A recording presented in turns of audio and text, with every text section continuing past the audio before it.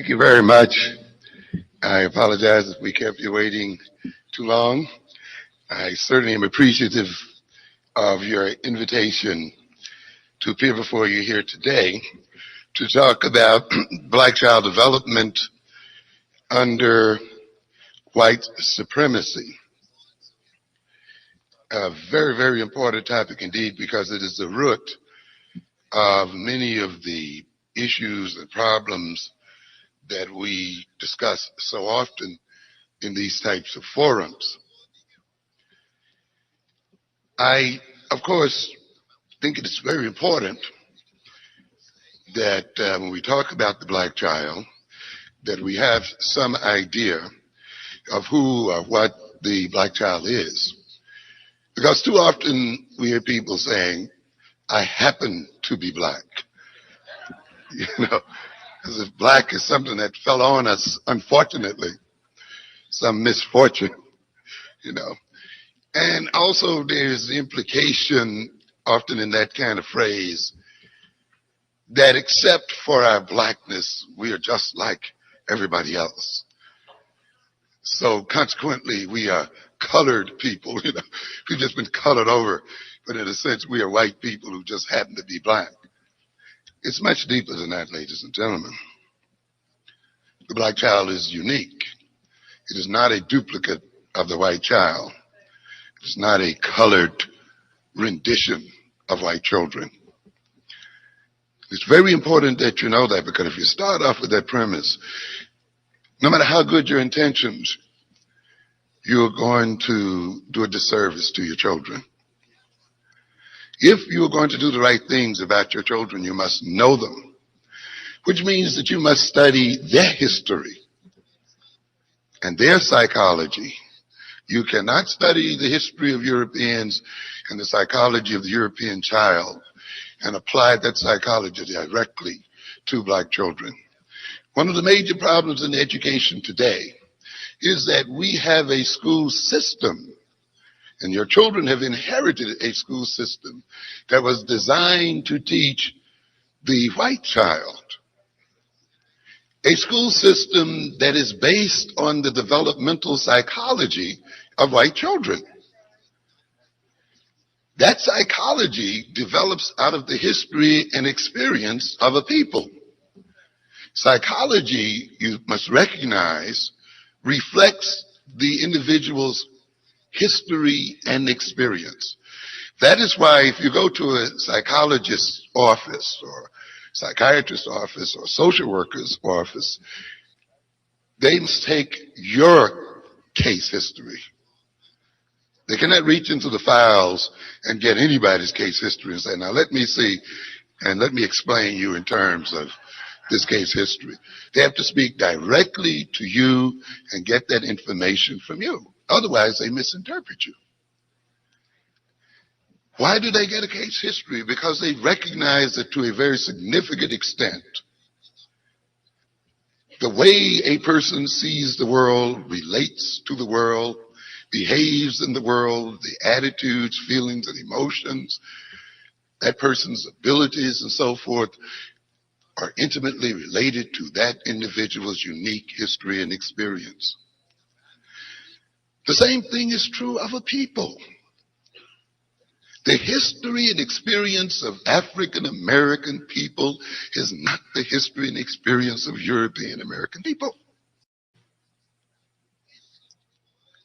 Despite all of the kinds of problems then we talk about our people facing, our children still come shining through as a whole. It's an amazing situation. And it shows just how hardy they are. Because when you look at African American children and again measure them against European American children, you will still see these differences shining through. You will still see the bright and intelligent faces there. But too often, we see them off to school, bright and intelligent, and start seeing the fire and the brilliance leave their eyes by the time they hit the third grade. Because it is in those inadequate areas, in the inadequate womb of the Eurocentric school, that the child is attacked and its intelligence is subverted.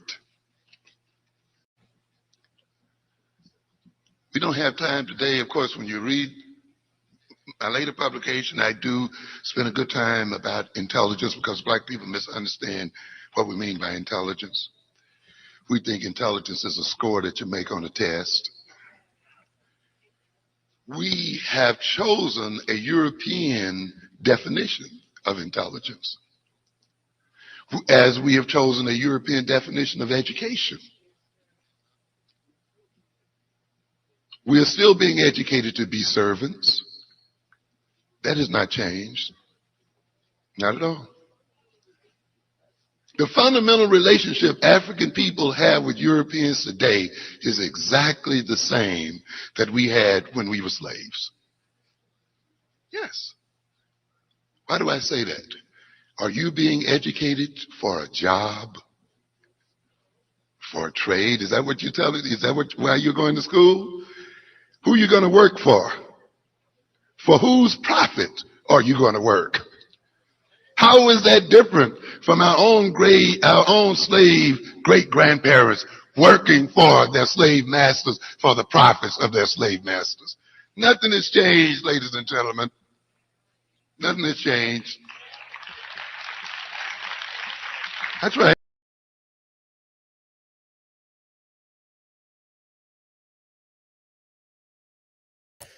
What is good, my people? We are live back again with another live broadcast on the Floorcast. Shouts out to Bakari. Shouts out to Matron. I appreciate y'all for coming through. And I wasn't going to go live today. In fact, I was like, yo, let me focus on other things so I won't go live. You know what I'm saying? But my brother Bakari has said, somebody go live. And you know what? I am not doing nothing tomorrow. So, like, I could still go back to work on what I was working on in the first place, after this. And so I ain't gonna be long, you know what I'm saying? And plus it's something that I did want to show, and it's probably gonna be old because the next time I'm gonna start working on the the next Black History thing. I'm gonna try to have it by this Sunday. I'm gonna do my best to have it ready by Sunday, you know what I'm saying? So I'm gonna try to work on that. And so I'm like, why not do this? So because I did want to talk about that, and by the time that I get a chance, it's probably going to be like old, and everybody have probably talked about it, or may not. I don't know. So, and then I'll give y'all a choice if y'all want to come on here. It was supposed to be open topic, but I don't really want to make it too long either, though. You know what I'm saying? But so I'll let y'all come on here, and if y'all have an opinion about this, or or it could be something else. You could bring up something else. It's cool. I'm not even going to be strict on this one. But, if not, then I'm going to show you some other stuff. But before I do that, right, I want to show you one thing here. You know what I'm saying? Because I talk about this history thing, and that's the next thing I'm going to bring up. And y'all have been seeing what's going on with the CRT thing. You know what I'm saying? But now I want you to see what they have approved in place of it. I don't know how this not CRT, but so this is, and then y'all saw what I was talking about with Rosewood. They denied 3 people reparations. You know what I'm saying? 3 people who's still alive and who literally lived through this thing. You know what I'm saying? So they denied them reparations, right? And it got me asking the question, you know what I'm saying? The things that we do, like, for whose benefit is that for? And maybe we should start asking the question every time that we do something, like, well, for whose benefit is this for? Like, who is this going to benefit? Is this going to benefit me or no? All right, so look, check this out, right? This is Florida. So Florida approves new Black History education standards, right? The new CRT. Yo, what up, Koku? Appreciate you, my brother. And I'll put the chat in. I'll put the link in the chat, or else I'll go left if y'all don't go left, So, but check this out. This is the new approved Florida curriculum. As y'all don't see is how it's any different from, like, Christopher Columbus discovered America, but Black people might be mad about this. Yet another flashpoint in Florida over race and education. The State Board of Education just approved new rules for how to teach Black history in public schools. And according to the Washington Post, the new standards say students should learn that enslaved people develop skills that, quote, could be applied for their personal benefit. So you learning how to pick cotton, you know what I'm saying? Well, it was other trades, you know what I'm saying? But like we developed skills. So basically slavery was for our benefit is the new approved curriculum down in Florida. You know what I'm saying? So they're saying that slavery was there to you'd be in Africa praying to a tree right now if it wasn't for slavery, in other words, you know. All right. And then, of course, all of the mob violence that we talked about, because, you know, what they don't tell you is the Red Summer was red because Black people were spilling their blood. They had came back from the war, strapped up, all that, you know. But and that during lessons about mob violence against Black residents, teachers should include acts of violence perpetrated against and by African Americans. So when they teach you about these race, they're going to be like, well, you know, the Negro did rape the white girl, you know what I'm saying? Even though Ida B. Wells broke that down a long time ago. But they was like, when they teach you about your children about the history, they're going to tell them about the acts that Black people committed to get lynched, I guess. You know what I'm saying? The acts that got them in the place that they were. Exactly.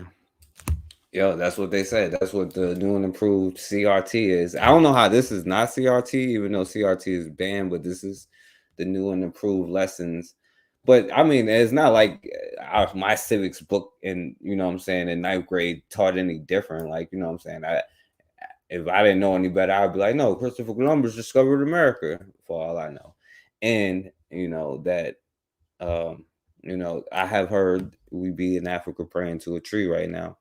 So it was for our own benefit. We got to develop skills it was for our personal benefit. And, you know, the mob violence, we got to talk about that, because I agree with that, though, actually, you know what I'm saying? Because they talking about the violence perpetrated by African Americans. So they talking about when we will shoot back. Is that what you're telling me? You will have Robert F. Williams book in the class? Is that what you're saying? We will shoot back? I don't know.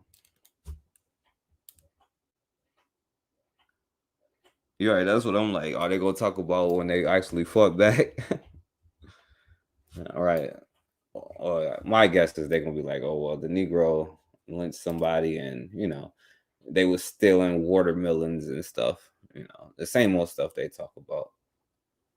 So yeah, that's about to be in the CRT joint. Check it out, yo. Tensions were high at today's Florida Department of Education meeting in Orlando. Marginalized groups and their supporters spoke out about feeling slighted by new school rules. Those changes and how African American history is taught in Florida schools were at the top of today's agenda. News 6's Treasure Roberts is tracking the change. That's exactly what they call it, involuntary servitude. You know what I'm saying?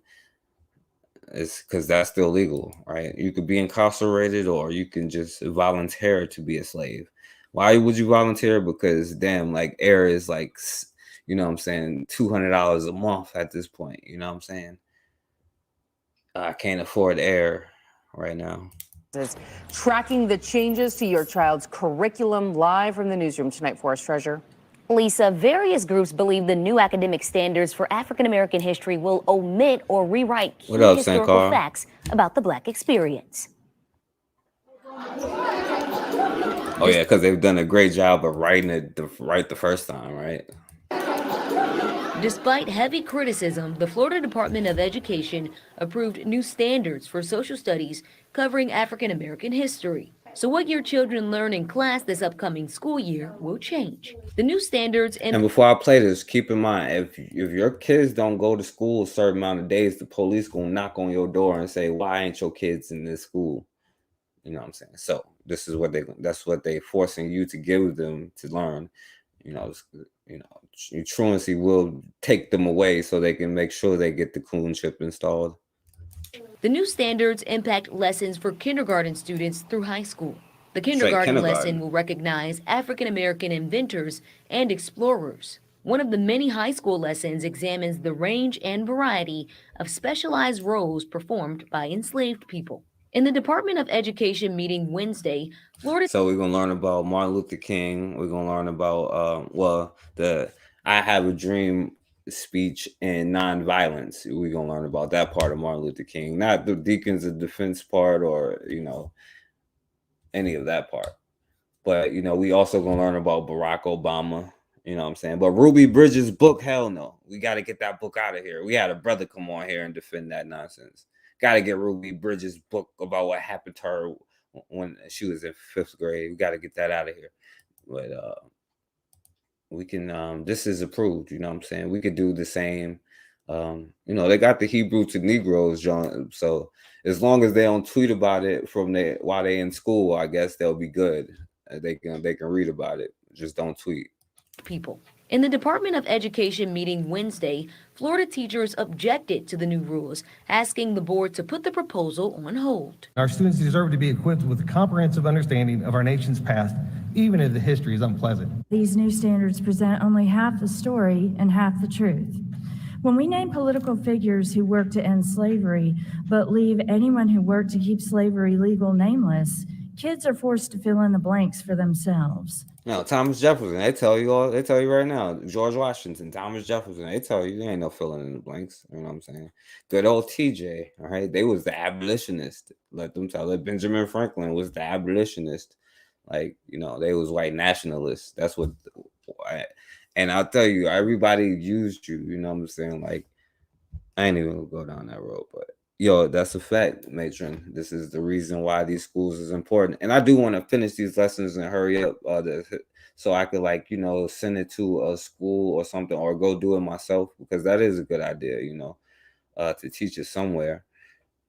And the most important part is learning it yourself and teaching your children, because when they knock on your door, your kid ain't been here to get indoctrinated, and you missed 3 days in a row, what's going on? Well, you better show me your COVID slip, and you better show me your vaccine papers. Florida Education Commissioner Manny Diaz pushed back against teachers and groups like the NAACP who claim the new standards censor history. What we should be striving to do is provide our students with all of this information and let them formulate their own opinions.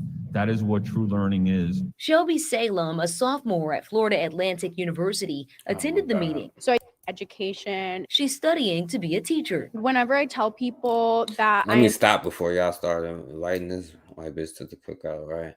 But that's the important part, right? So they Florida board approves this new CRT history standards in your schools, which is gonna be everywhere. But I mean, damn, that's what they've been doing anyway already.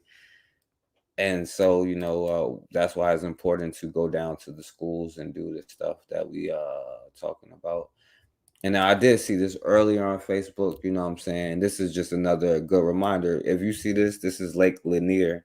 That's the street sign, and sometimes when the flooding goes away or there's a drought or something, and the lake that they built on this town, right, you can start to see some remnants of it. And I was just watching it and then reading the comments and stuff. You can see the jump. And I'm gonna play this just because it's history. I don't even want to play this lady here, you know what I'm saying, because she making jokes and all of that. But she's the only one that talked about several different ones in one, so I could skip through it. You know what I'm saying? Where people go swimming and boating and fishing and do a bunch of. It's around the corner from Bukhari.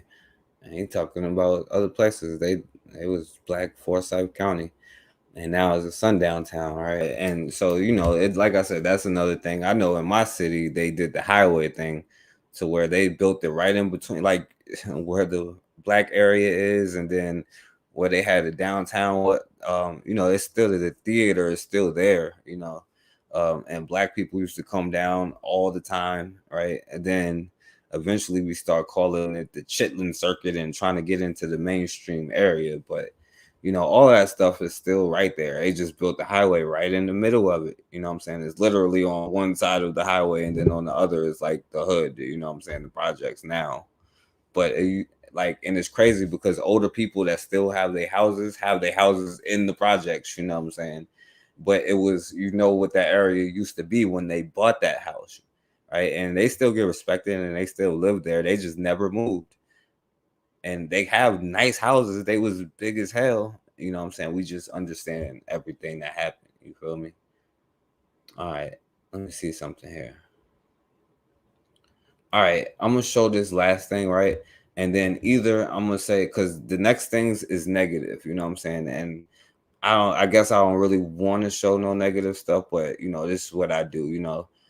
And so I will let y'all come on here if y'all want to come on here. If y'all be like, don't show. If y'all don't, then I will show the other stuff that I'll show. You feel me? But I'm gonna play this last thing, right? Let me play it. I'm gonna play this last thing.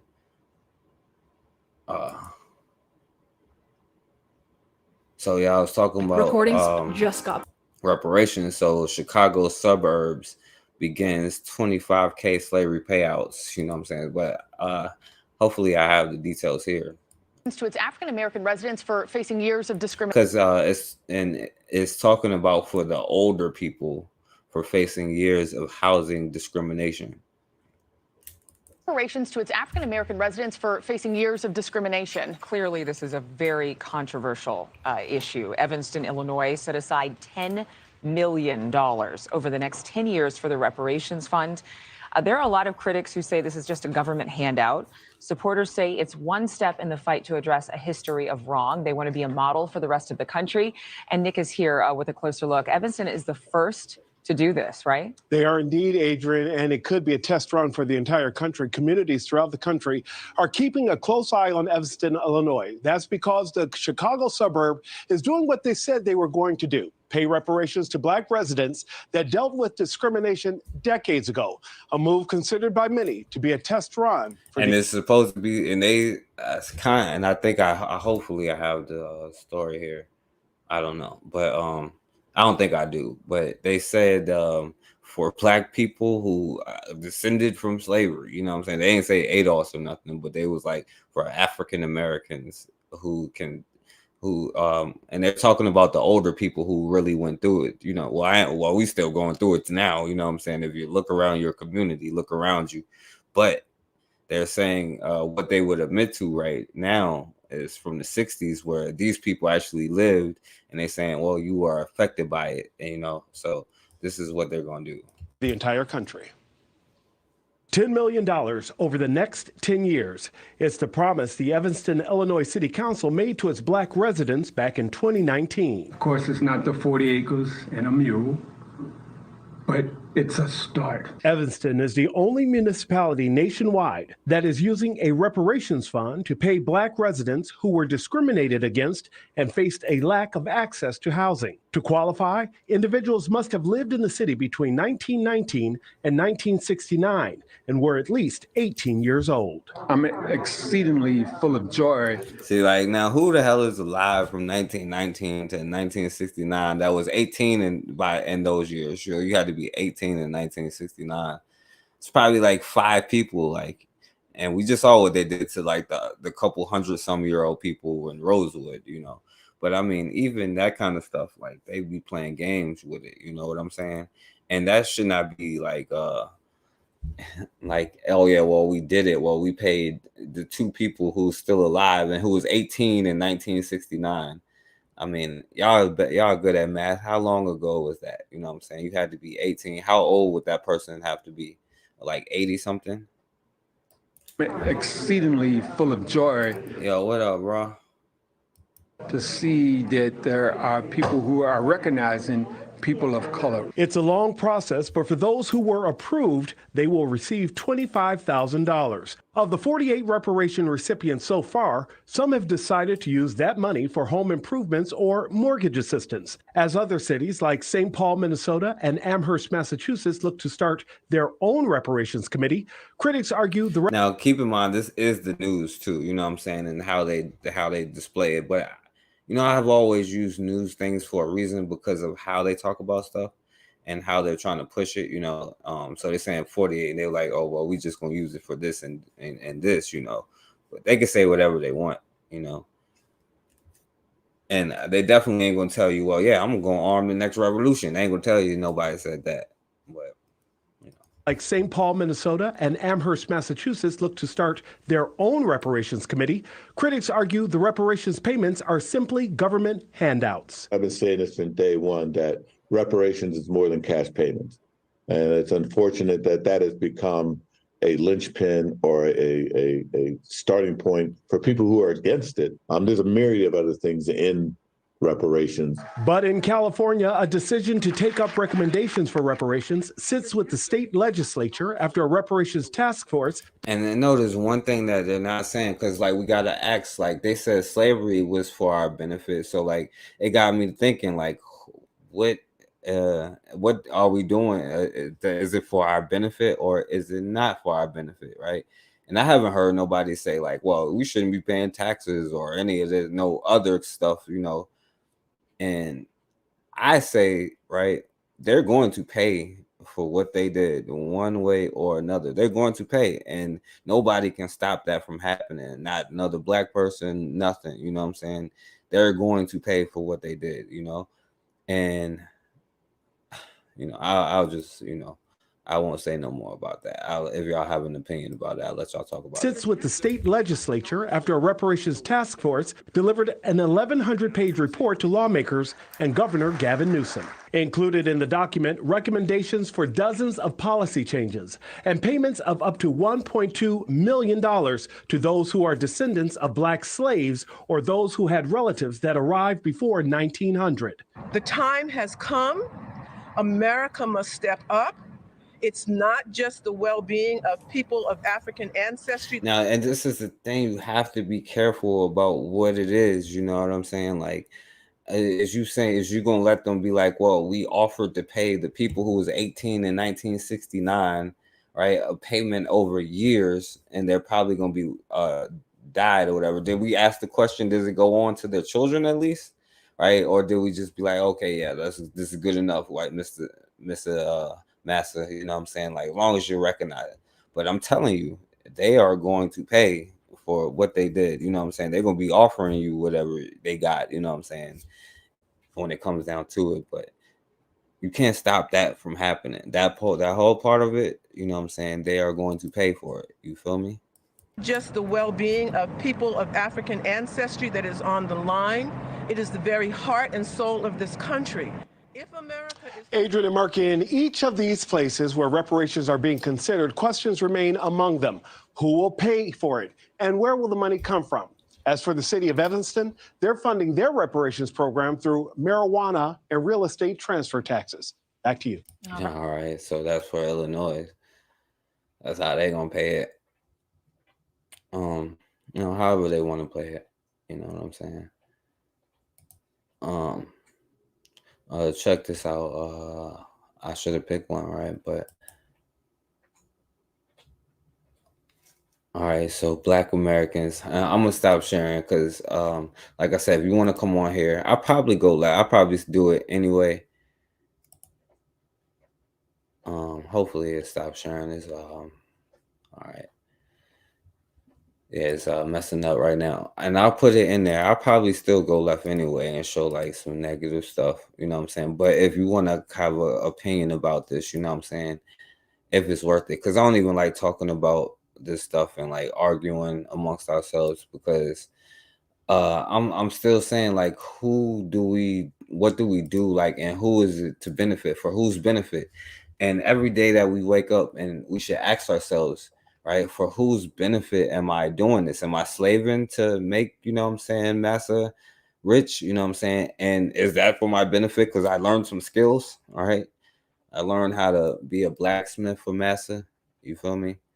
So, you know, it's just some things that we got to ask ourselves here, you know, it's for whose benefit. And like before you do anything, you know what I'm saying? Like I would say, for whose benefit are you doing it?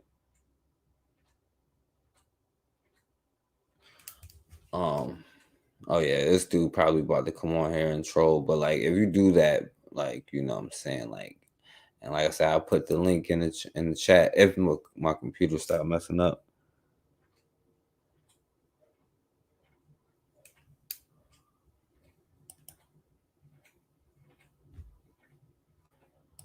But it's messing up right now. It's not even doing nothing.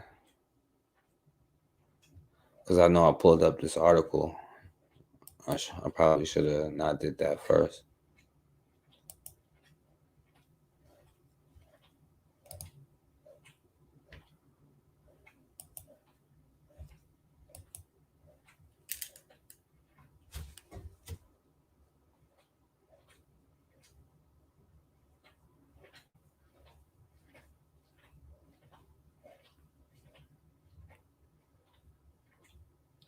All right, yeah, nobody will hire you. You know what I'm saying? You're right about that, Matron. Yeah, for some reason this joint won't move on here. That's crazy. So if it knocked me off, I'll be right back, you know. But right now this joint ain't even working.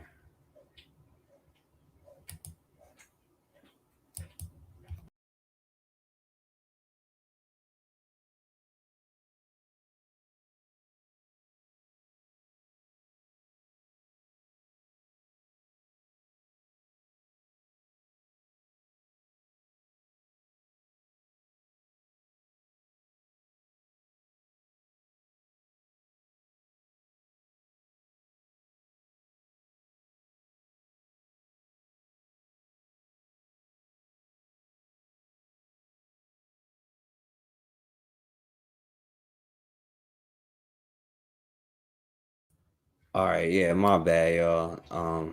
My joint froze up like crazy. I don't even know when it knocked me off. Like I said, I'll put the link in the chat. Yeah, you absolutely right, Matron. Now, like I said, if you come on here to troll, you know what I'm saying, like, you know, it is what it is, bro. Like, you just gonna make an example about who you like, because I'm gonna just figure out who you trying to benefit, who you doing it for. You know what I'm saying? Because you're wasting your time doing that. And it doesn't stop. It doesn't stop it. You know what I'm saying? It just makes us do what we have to do. You feel me? So let me show you this while I do that, and then I'll see if somebody come on. And then I'm still probably gonna go left. But so look, it say Black Americans living in Minnesota and the Dakotas who are descendant of slaves can apply for a grant. Right, so 100 recipients to be selected by lottery. All right, so a nonprofit will select 100 recipients this year. And speaking of that, you know, because I know Matron all the time talk about grant programs, you know, and I meant to keep doing that, but I'm not as good as she is with that, you know. I think that was definitely a good thing because that's a good way to try to access stuff, you know what I'm saying? But as far as this go, that don't have nothing to do with this. But so descendants of slaves can apply, and if you're living in Minnesota or South Dakota or North Dakota, all the Black people out there who probably against reparations in the first place, if you're living in Minnesota or, well, maybe not Minnesota, but the Dakotas. So the nonprofit will select 100 recipients with hundreds more to follow.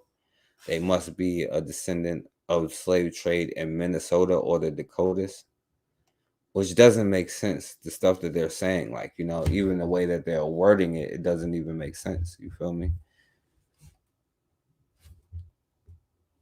All right. So after vetting them to ensure that they are who, and it probably got to be like, you know what I'm saying? You had to be like 25 and 1925, you know what I'm saying? And prove that you are this and that, you know what I'm saying? So the total, he was like, while it's not clear how many people will apply, the total Black population of the 3 states in question is more than 400,000. So it's 400,000 Black people in those 3 states, all right? Which is not a lot. And then they're only going to take 100, and, you know, I'm trying to find if they had some other stuff here with it. But y'all can read this stuff or look it up if you want to. You feel me? And then I was going to show you this, you know, this one is kind of long, right? But the first Black millionaire, just for something positive, all right? Just for something positive, I'll show you this. A story about overcoming all odds. A young Minnesota orphan who grew up in the height of segregation went on to become the state's first. They left all of that stuff out. You know what I'm saying? About how we don't even know who our families is. They made sure not to do that. You know, they would sell your children and put bags over your head and make you mate and all this kind of stuff. You know. But yeah, selective reparations. Black millionaire. As we continue to celebrate Black History Month, Susan Elizabeth Littlefield has a remarkable story of the late, great Archie Givens. This name dawns this University of Minnesota library appropriate because their family and his presence sometimes could make individuals shake in their boots. Archie Givens was born in Minneapolis in 1919 to an indentured servant. His parents died young, and at 14, he was on his own and started working at the Minneapolis Club. That's where he came in contact with a lot of influential people. He was born to an indentured servant in 1919, right? People. Okay. And they recognized his desire and ability to, I don't know, make things happen. And did he ever make things happen with the help of his North Minneapolis love, Phoebe? My mother was a partner. He says that nothing could have been achieved without her. He and Phoebe opened the first integrated nursing homes in Minnesota. And when Black people were finally able to legally own new homes, he developed housing in South Minneapolis, becoming the state's first Black millionaire in 1974. The headline associated with your dad often is the money he made, that he was the first millionaire. But there's so much more here. Well, the bottom line is not the money that you accumulate, but it's what you do with that to affect change. Archie Givens died young at 54. We won. I don't know what you're tripping for, Mitch, but we won the Oppression Olympics, you know what I'm saying? And we get to play the lottery. Maybe we get our reparations, maybe we won't. His life is long over, but his impact has only just begun. We can prevail against all odds. And he's All right. So, Black people develop housing and stuff like that, All right.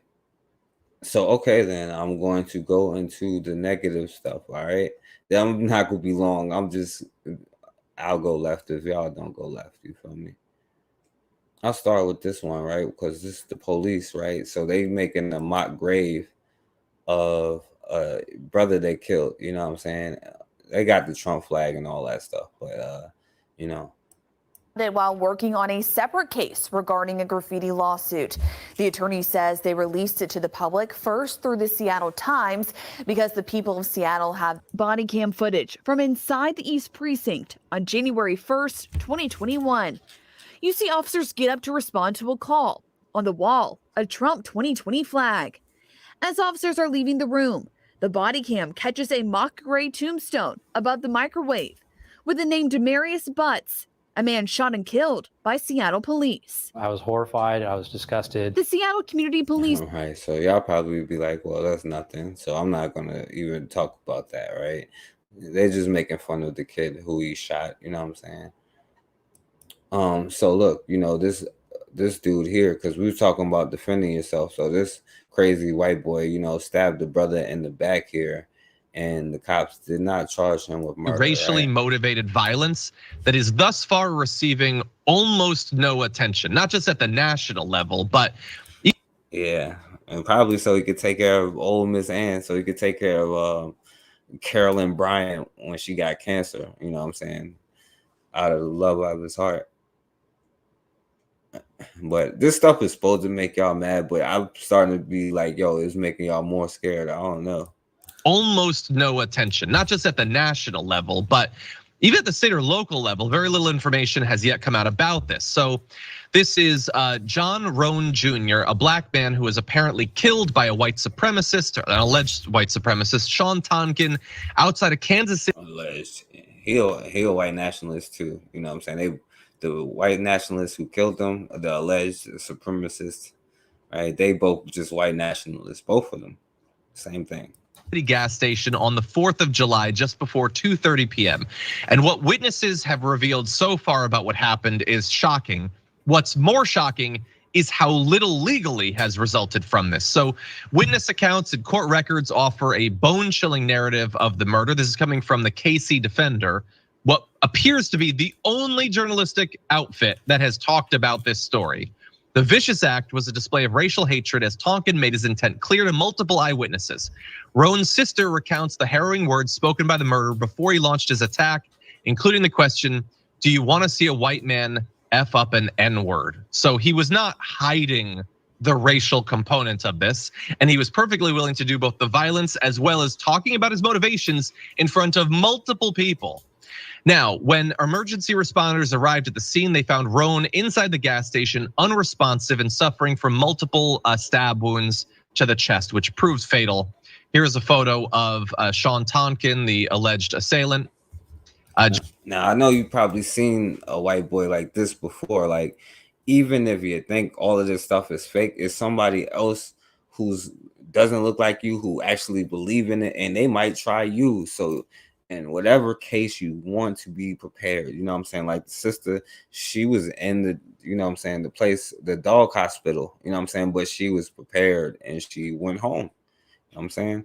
And the older brother, 83-year-old man, went out there to protect somebody. He was prepared and he went home, right?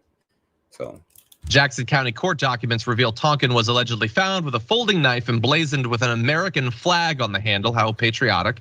Test results showed blood traces were discovered on the blade.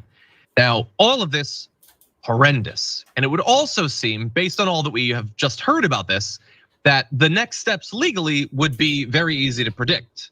Well, perhaps they are, but only in that we know what America actually prioritizes and what it does not. So after the Defender did an interview with Roan's family, prosecutors did bring charges against Tonkin, but not for murdering Roan. At present, the only charges are possession of a controlled substance and a peace disturbance. Right, he disturbed the peace by killing a Negro in public, right? And oh yeah, you control the controlled substance. We got to be strict on this meth, you know what I'm saying? So, but the murder of them, that's totally fine. You know what I'm saying? We ain't gonna charge you with murder or nothing like that, you know? And look, we now reach a point in the story where I have to just say, seem as if the motivated. I don't think hate crimes are a thing. No one disputes that a man. Yeah, he doesn't think hate crimes are a thing, right? Because he's a white nationalist. That's why his opinion doesn't matter here. And seemingly nothing is happening. I hope to be proven wrong. I hope that other outfits murder and seemingly nothing did it. And yet, we're now 2 weeks away from the murder and seemingly nothing is happening. I hope to be proven wrong. I hope that other outfits do some digging, talk to the police, figure out what's going on, perhaps pressure them to do something if nothing is in fact being done. But JR, it's just an absolute mess and I want to know. Now the thing is, right, because you'd be like, what happened to our black leaders, right? You name them and then see what happened to them, right? Now, the people that they call heroes, name them and see what happened to them, right? Even the ones that they disown now, but they still won't punish, right? Like the Carolyn, they died peacefully in their beds of cancer, you know what I'm saying? Now, when you do something, you don't die peacefully, do you? Right? So the logic kind of thing, like what am I doing? Is it going to benefit me or is it going to benefit something else, right? If I be like, no justice, no peace, who is it benefiting? If I peaceful protests, who am I benefiting? If I let him walk away, who am I benefiting? Right? To who's like everything that we do, we should probably start asking the question, like, who are we benefiting to do that, right? So, okay. Now I just seen this one, right, where the cop like took the babies and like punched a woman while she was holding her infant baby, right? Straight punched her in the face. LA County Sheriff's Department, but at the very center of this controversy, only about a 4-second clip, it appears to show a deputy hauling back and punching this woman, this mother, punching her right in her face as she's still holding her 3-week-old baby in her arms. Watch this. Oh, you're right in the legs, bro! Wild, dramatic video direct. Punching her, bow, bow, let go of the baby. I'm like, what? This is cops beating up a woman while she's holding the baby, right? From a deputy's body-worn camera shows the controversial use of force, bringing this reaction from the LA County Sheriff himself. I found the punching of the woman in these circumstances completely unacceptable. It all goes down during a traffic stop in Palmdale, July last year. 4 women, passengers in a car with 3 infants. None of the children are in their car seats. So during the arrest for... Now, you know, some black people will be like, yo, what was she doing, shawty? You know what I'm saying? Like, was she violating it? Was she being hyped? What the hell was she doing, shawty? You know, was she talking back? You can't do that. You know what I'm saying? Well, I don't agree with somebody punching a woman holding a baby, but you can't talk back. What was she doing? Right? Because we know where we are right now. You know what I'm saying? Child endangerment charges. A woman refuses to let go of her baby, and that's when punches fly, not from the woman, but from a deputy. A deputy punched the female twice in the face. A closer look now, a slower look, appears to show that deputy throwing not 1, but 2 punches at the woman, but punching her while she's still holding on to her baby. My observations were that the woman that we're talking about that was punched, now keep in mind, right? Because they was talking about history earlier, right? Slavery and all that stuff benefited us, right? So during that time, right? Think about it.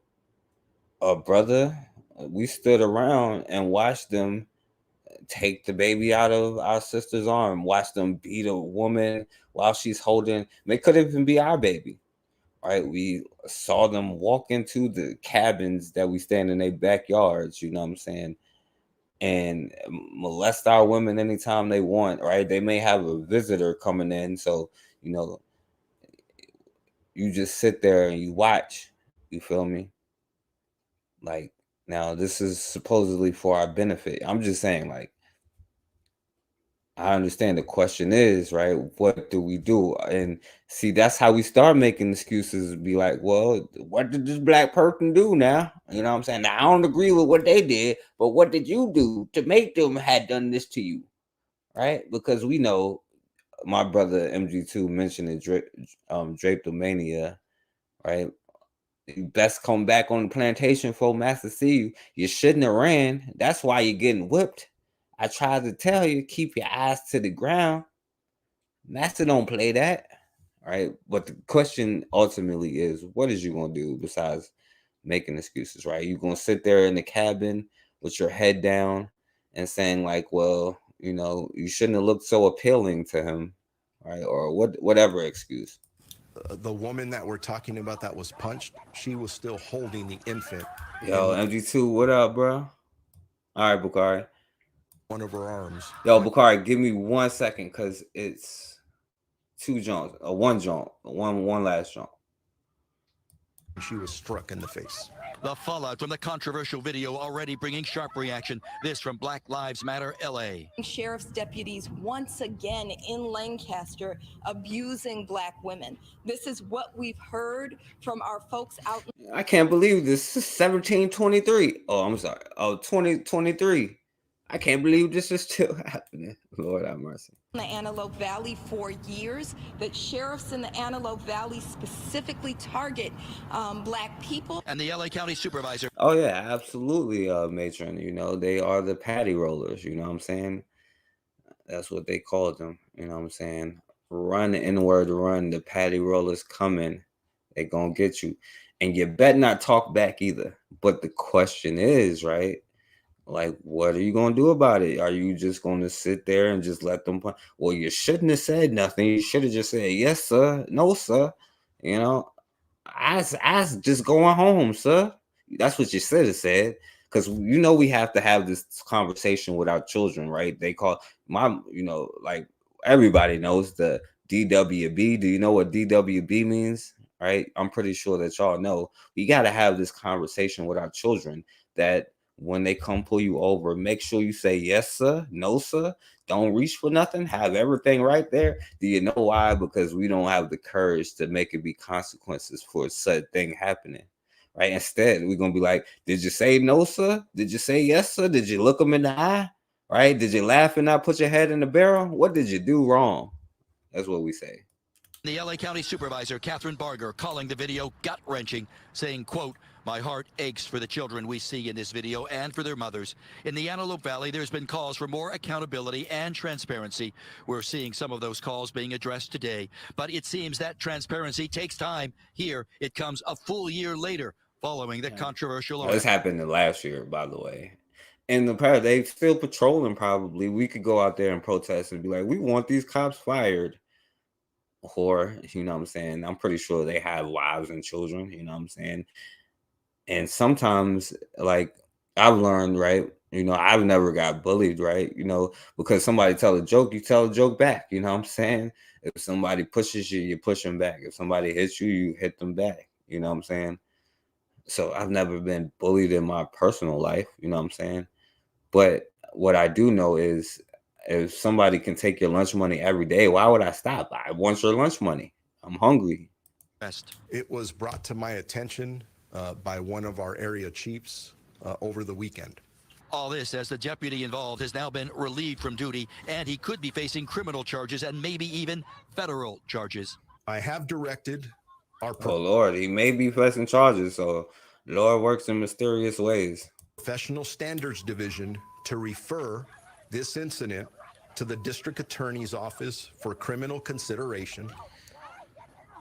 The Los Angeles FBI office will also... Now, wait, I'm telling you, right? Because we just realized this. So what are we talking about? Because this is for our benefit, no? Right? All of this was for our benefit, you know what I'm saying?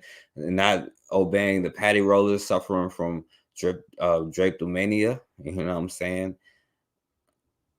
What is we thinking? You know what I'm saying? This was for our benefit. This is what makes us crazy for trying to run away. Because you do know we'd be praying to a tree in Africa right now if we wasn't facing this, you know what I'm saying? So thank God, right? Also be looking into this matter. All right, so I'll wait for y'all to find out what the sister did wrong to deserve that. Oh yeah, speaking of the slave patrol, right? This is Ohio, right? So he just let his dog loose, right? So dogs is trained animals, you know what I'm saying? But they feel like you trained animals, you know. Yo, Raw is in the building. I meant to say this too, Raw. I started watching that movie, Uncle Tom's Cabin, you know what I'm saying? And the black people was going to the veterinarian, right? Like they showed like a little baby. That's was crazy, you know what I'm saying? Like I ain't even finished it yet because I want to wait to do that till after today, to today. But like Rob was like, watch Uncle Tom's Cabin. I started watching it yesterday. It's crazy, you know what I'm saying? They was like doing that to the, and that's real, you know what I'm saying? What they used to do to their baby. I just told you, they examined the babies. And they also did stuff like this, you know what I'm saying? It's for your benefit. You have to remember, you feel me? Because this is 1723. So we know that racism has been solved. You know what I'm saying? We ended it around the world. We educated everybody. But this is the results of that.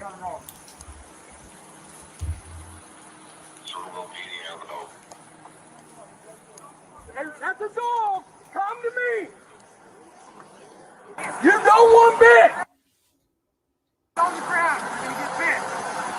Come to me, man. I ain't gonna let sleep. They'd be like, oh, now imagine this 200, 300 years ago. Now you got tired and you ran away, right? And so you in the woods somewhere. And they're like, come on out there, boy. Come on out there, boy. They got the hounds, you know what I'm saying, barking and stuff like that. You best come on out there. And then you come out there with your hands up. And then they still let the dog loose on you.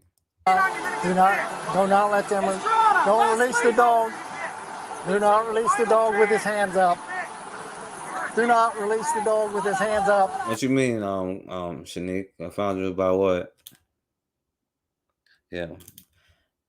I mean, look, this is not even a new it's the same thing over and over and over and over and over. I can show you 1723, I can show you 2023, right? As much as we can't believe it. They said they couldn't believe it in 1800, you know what I'm saying? Slavery is over. Hey, haven't you heard of Abraham Lincoln? Do not release the dog with his hands up. Do not release the dog with his hands up. Don't. Do not. Get the dog off of me. Get the dog off of me. Get the dog. Get out the dog. Watch the cat. Get the cat. Get the cat. Get the dog off. Get your dog. Get it out.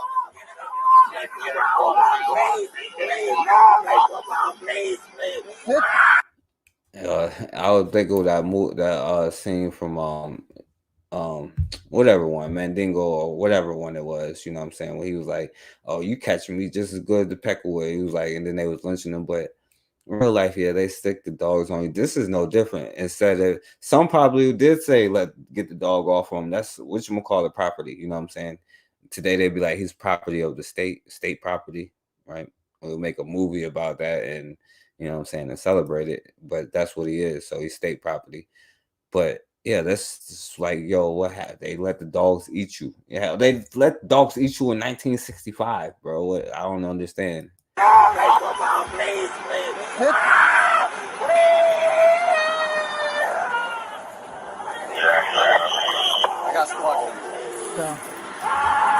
All right, Bakari, 30 seconds.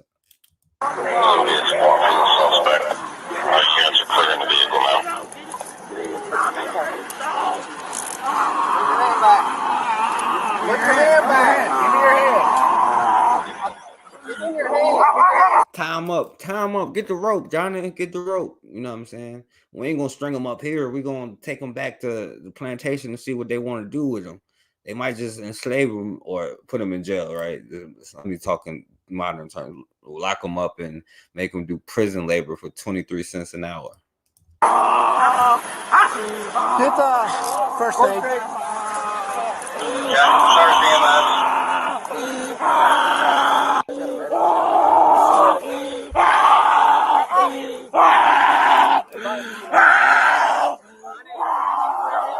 What? Oh man, yo, my brother MG2 knows what I mean. I'm just, I went back to the day where I'm like, you know, I was telling the story from 1723, like, you know, MG2, I don't know what I'm talking about. What up, Bakari?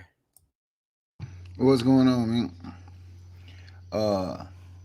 What's up, everybody in the chat? Hey, I was listening. I heard you say, for who benefit when they do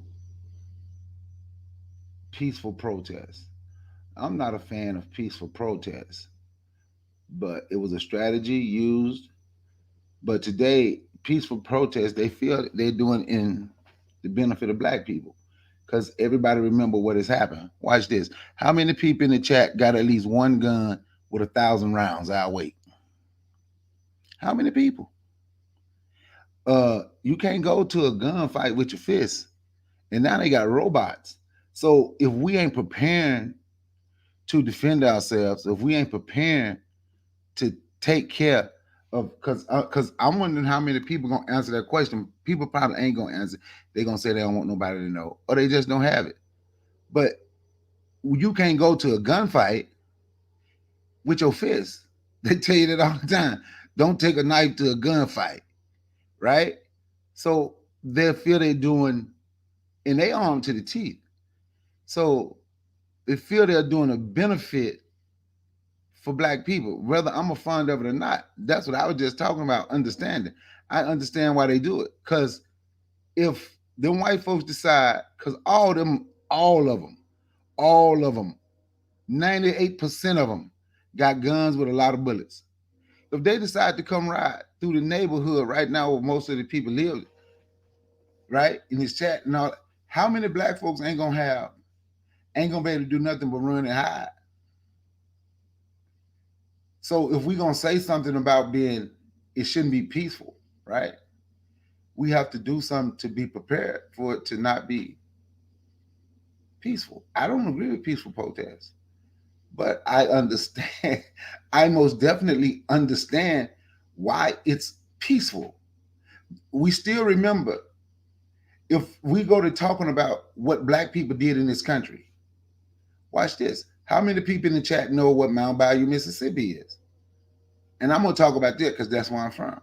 I probably won't get an answer because most people don't know. You know what black people know? What happened in Tulsa, Oklahoma? They know exactly how it ended. They know how Rosewood, Florida ended. That's what we know. What black people know is being destroyed. They're being destroyed. They're being destroyed by people coming in with guns, Raw. I understand. Now, you don't lose with, well, I can say it like this, Raw, with all due respect. Black people might lose with guns, but they damn sure losing without them. Yeah, you need strategy, you need unity, but you damn sure need what they have, what they are winning the war with. And that's what I'm talking about. How can you, why were they able to go around the world and take from every damn body? They had superior weapons. What was that superior weapons? Guns, cannons. Ain't no spirits gonna beat the guns. We can be as spiritual as we want. And I ain't trying to be disrespectful to nobody. But if we ain't preparing for what war is on earth, because this is where we live, if we ain't truly preparing, like you just showed what happened in Oscarville, Georgia. And then they just put Lake Lanier right on top of it. I live about 20 minutes from Lake Lanier. On this end of Lake Lanier, it's big. It's a real big lake now. They done spread it because I ain't nowhere near Forsyth, Georgia. But it's a very big lake now. People get out there. People go on their boats out there. They go fishing. They do everything out there at Lake Lanier. But the point that I'm making, even when we show something and we talk about most of the history that most black people know, and if you talk about doing something, even I wish Erica Howard was in the chat. We did a thing one time. It was on Fanbase, and we were just talking about if it was a hypothetical. What's the name of that movie? I can't even remember the name of that movie where they gave you a night to do crime or whatever, murder or anything, and it was coming at black folks, right? I can't even think of the name of it. And it was just, what if that happened? Even in that, if you heard the black people on Fanbase talking, you can't win. They got this and they got that and they got this and they got that and they got this and they got that. And they do. But the problem is we ain't trying to get nothing. We're not trying to do anything to prepare. We're not trying to do anything to prepare. Just like my boy Shaka Zulu said one time, he can whip the United States Army with 50 people in machetes. I would love to see that happen. Man, we have to be realistic, dude. We really have to be realistic. Because if that could happen, we wouldn't be in this position. We have to be realistic if you want to fight and understand that we're at war. We have to be realistic and understand what we are asking our people to do. And if we are asking them to do something, we got to be willing to go out there and do the same thing. And you got to be prepared for whatever come with it. I hear Mike. Yeah, definitely, Bukari, definitely. And I because Shanique came on here, and I asked both of y'all the question. But what up, Shanique? I'll let Shanique say what you want to say.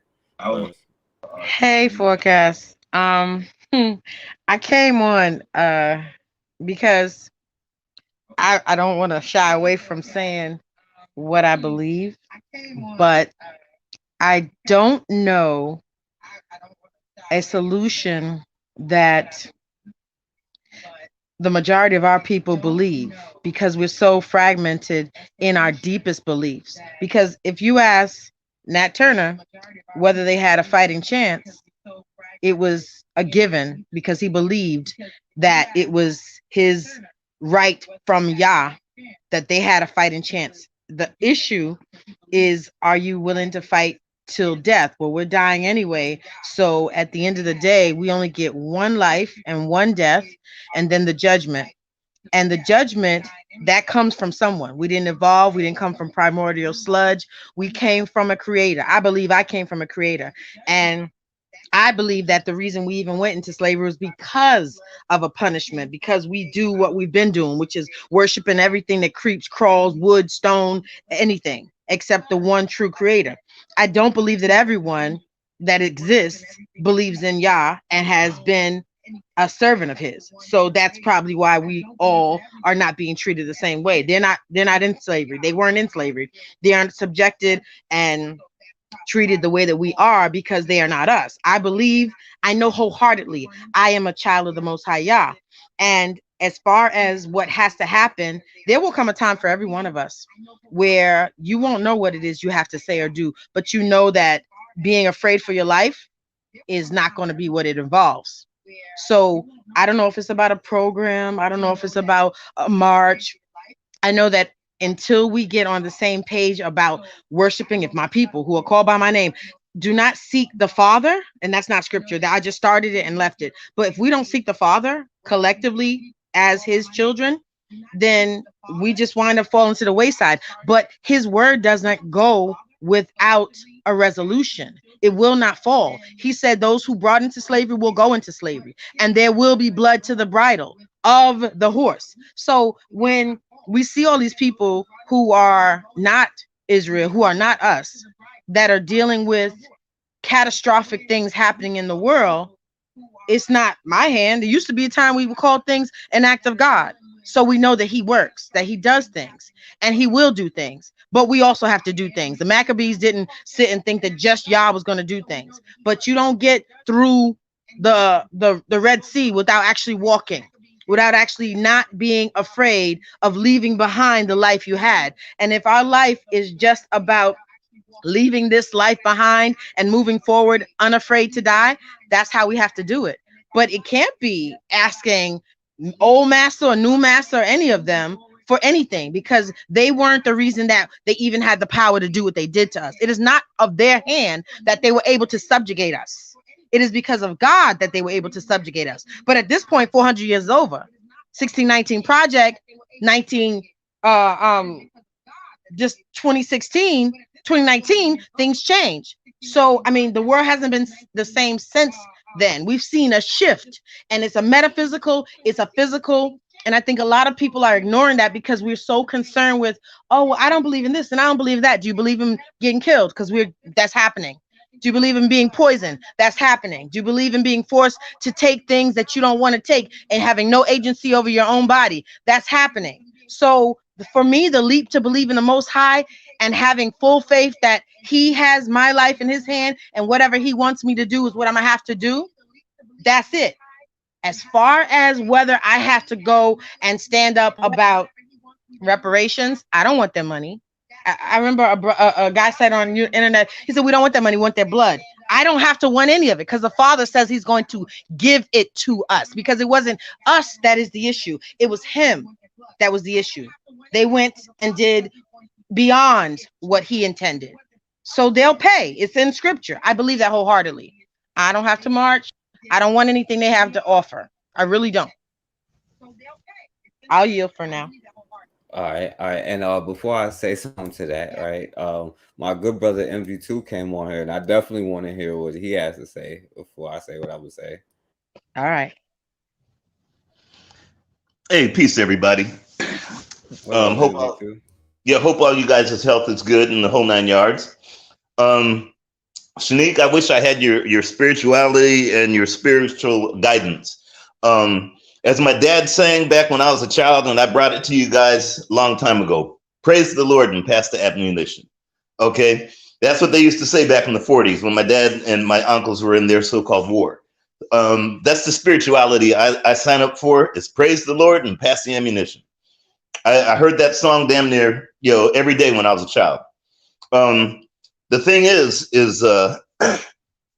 Brother Forecast, I got to thank you for the stuff that you were playing. Okay, I mean, it was just incredible. Just it gives me ideas, and it makes me really think a lot clearer. Brother Bakari, one thing that I learned, and again, we're different generations. I've seen a few thousand more sunsets than you have. I'll never put conditions on a fight that I have to fight. If I got a knife and he's got a gun, I'm not going to wait and try to find a gun to come back. My life's in trouble. I'm going to fight the fight that I have to do for survival. One way or the other, I'm going to make sure that fight. What I'm saying is a lot of times we'll put conditions. Some folks call them excuses. I say that's a very tacit way of saying do something else and not go out and do what's natural, and that's called self-preservation. Self-preservation is the key to common sense. Remember, I've been around a few more thousand sunsets than you, and I've seen it many times. I'm not saying go out there and, when you're facing, bombs like they blew up Brother Makai, Johnson, and go ahead and be Rambo. What I'm saying is there should be no conditions on your survival as an African person. Okay, many of us don't have the 1,000 rounds that are sitting there, or a rifle on the mantle like Ida B. Wells told us to do. Yet we should do that. I'm not telling you not to. Everyone should. We should be armed to the teeth. Matter of fact, I have I used to be an organic chemist, so I have explosive training. I can make things go boom in a heartbeat, like this little M80 that somebody went and exploded right in front of my house just about a few minutes ago. It was loud as hell. It shook me up, and I was like, damn, I used to do that. I still could do that. And one day I know that I have to use that training that I did as a kid blowing stuff up. But the thing is what I'm saying is never, for me, I've never put conditions on survival. And that's what happened with Black folks overall. We, conditions of why we should do something. If your life is in jeopardy, you're going to do whatever it is. Again, self-preservation is going to say, hey, whether you're going to talk your way out of it or kill your way out of it, that's just common sense. The thing I've noticed is it's still the same unfortunate conditions that have set the race back, and continually we're showing videos like this continually. And those conditions are praying and peaceful protests, which I definitely agree with you there, Brother Bakari. Peaceful protest was, in a ways, I agree with you. Yes, back then that was a so-called tactic or a strategy. But clearly, if we're looking at what has it brought us, it has not achieved the desired results, clearly. Otherwise, sisters wouldn't be punched in their face while they're holding their infants. No different than that movie when they had the veteran over in Goodbye Uncle Tom. No different.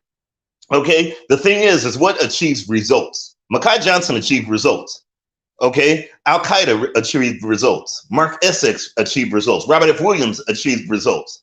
The unfortunate thing is, unlike them, we put conditions on why we should, shouldn't, or what we can and cannot. No, the conditions are Robert F. Williams or Makai Johnson didn't say, well, if maybe this won't, if that, maybe that. And again, this is a few thousand more sunsets of experience that I've lived. That it's just giving you guys some. I'm not telling you to go out there and start shooting folks from a tall tower, at least not yet.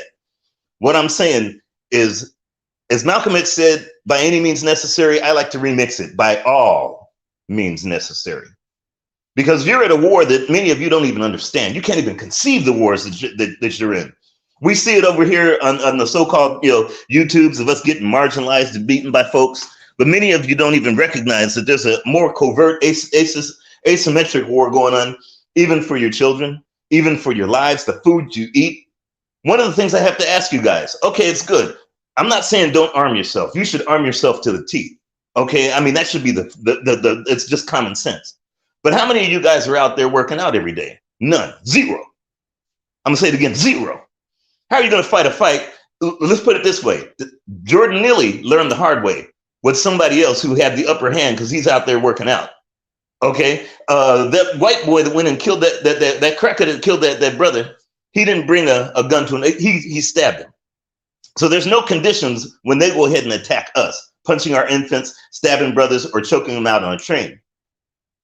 I'm gonna tell you guys something. Cowardice is conditions, no matter what they are.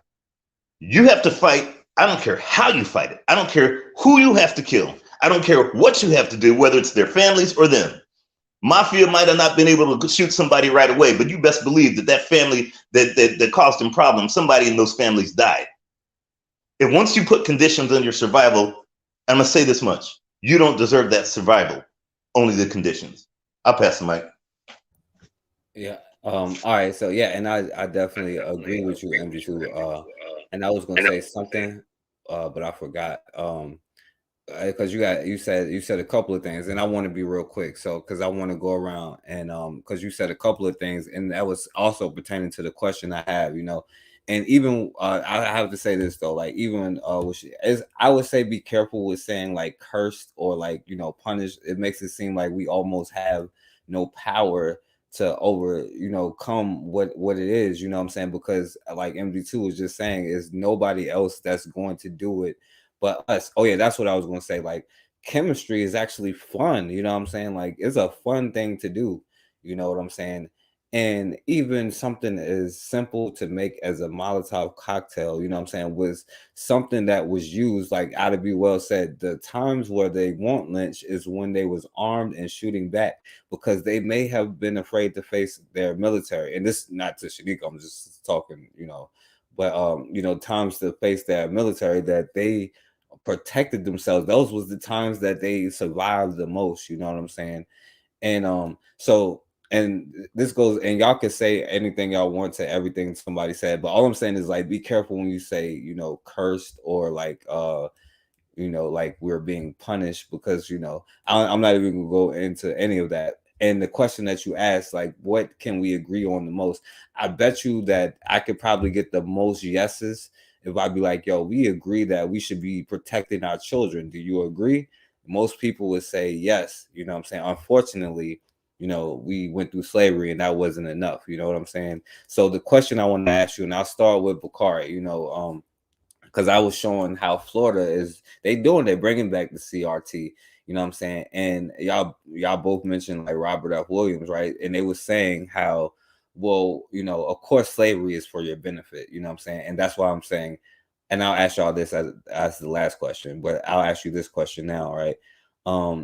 They was talking about like also talking about the violence that Black people was doing, you know what I'm saying? So you think they was talking about it, you know what I'm saying, doing the violence, or do you think that we should be the ones teaching our children, you know, what to do, and you know what I'm saying, to protect themselves and set them up to be able to be in a position? Because like they said, everybody has to secure your own future. Each generation has to come and secure it. But my bad. So the question is, they was talking about the CRT, and they were saying that we're going to talk about the violence that Black people have done. Do you agree with that part of the CRT, Bakari? Do I agree with them talking about the violence that Black people have done? If they talking about from the 60s or whenever us fighting back, yeah, I agree with it. But it shouldn't be called violence. But of course, they're going to call it violence. Yeah, they should teach Black people fighting back. Absolutely. Why not? See, that's why we stuck now. and that's why when I said what Black people know, we speak from a defeated mindset. That's why when I say, see, I could have said like Lowndes County, Alabama. If I talk about SNCC, and you can hear Kwame Ture when he came back down to Alabama, and you could hear him talking about when he was in Alabama, how they were prepared to fight back if they had to fight back, right? So of course you show that. So after everybody answer, man, I want to respond to something MG2 said. After No, keep going. Everybody gonna get that and then say what they saying, because the thing is like, because I want people to understand, like, and I know MG2, he said he don't agree. He heard what I said when I said I don't agree with just the piece. He agreed when I said it was a strategy, but I also said I don't agree with it. I said I understand why people do it. I'm not saying that would be me. I said I understand why people would say, well, we gonna have a peaceful protest. I believe in their mind, they feel, I've actually heard a couple of them say they feel they are protecting Black people from the big bad wolf. So that's why when I did my show earlier, I was talking about having an understanding. I don't agree with it, but I most definitely understand. Me understanding don't mean I agree. I just want to say that. All right, and then Shanique, so what do you think? And then you could go on and everything that you wanted to say too, within it too. But like, what do you think about them saying that teaching about Black people, well, not only slavery benefited us, but when we're talking about the riots, we're gonna talk about the Black people violence. You know what I'm saying? What do you think about that? You know, it's funny. I feel like if we talked about the quote Black people violence, maybe we would have a little more heart. We talk about Black people offending and being offenders. We don't talk about Black people returning what was done to them. We don't talk about that. And that's why there's not a whole bunch of people that feel the way Nat Turner did, whether it be because they were inspired by the word or not. But the idea that we have a right to recompense those that trouble us is biblical. You have the right, if someone smacks you, to smack them. If someone attacks you, to attack them. This is just a normal right that every other culture recognizes. So when we talk about whether we were violent and the violent things we did, if we did more speaking about that, there'd be less of us attacking one another and more of us recompensing what has been done to us. And we see it still to this day. There will be more of that. So I think that we've been dumbed down in the sense that it's like there's a spirit of fear that's being broadcast to us, and so because it's broadcast, we eat it up and then we regurgitate it out in a different way. So when we say, oh, we're going out in peaceful protest, someone has told another group, someone had the voice to speak up and say, okay, I'm going to lead, and they lead and say, oh yeah, for whatever reason, this is how we should do it, because peaceful protest has worked for us. Never. It's never worked for us. So I don't know why it keeps coming back as an idea that that's something that we should do. But it keeps being reinvented. March, no justice, no peace, no justice, no peace. We've not had peace. Hey, hold on. And MGT, could you mute for a second? Is like repeating. It's giving echo. All right. Yeah. Let me go out and come back. No, it's not. It wasn't you. You good? Go ahead. You good now? Go ahead. Oh, okay. So I just feel like we've been doing the same thing that hasn't worked.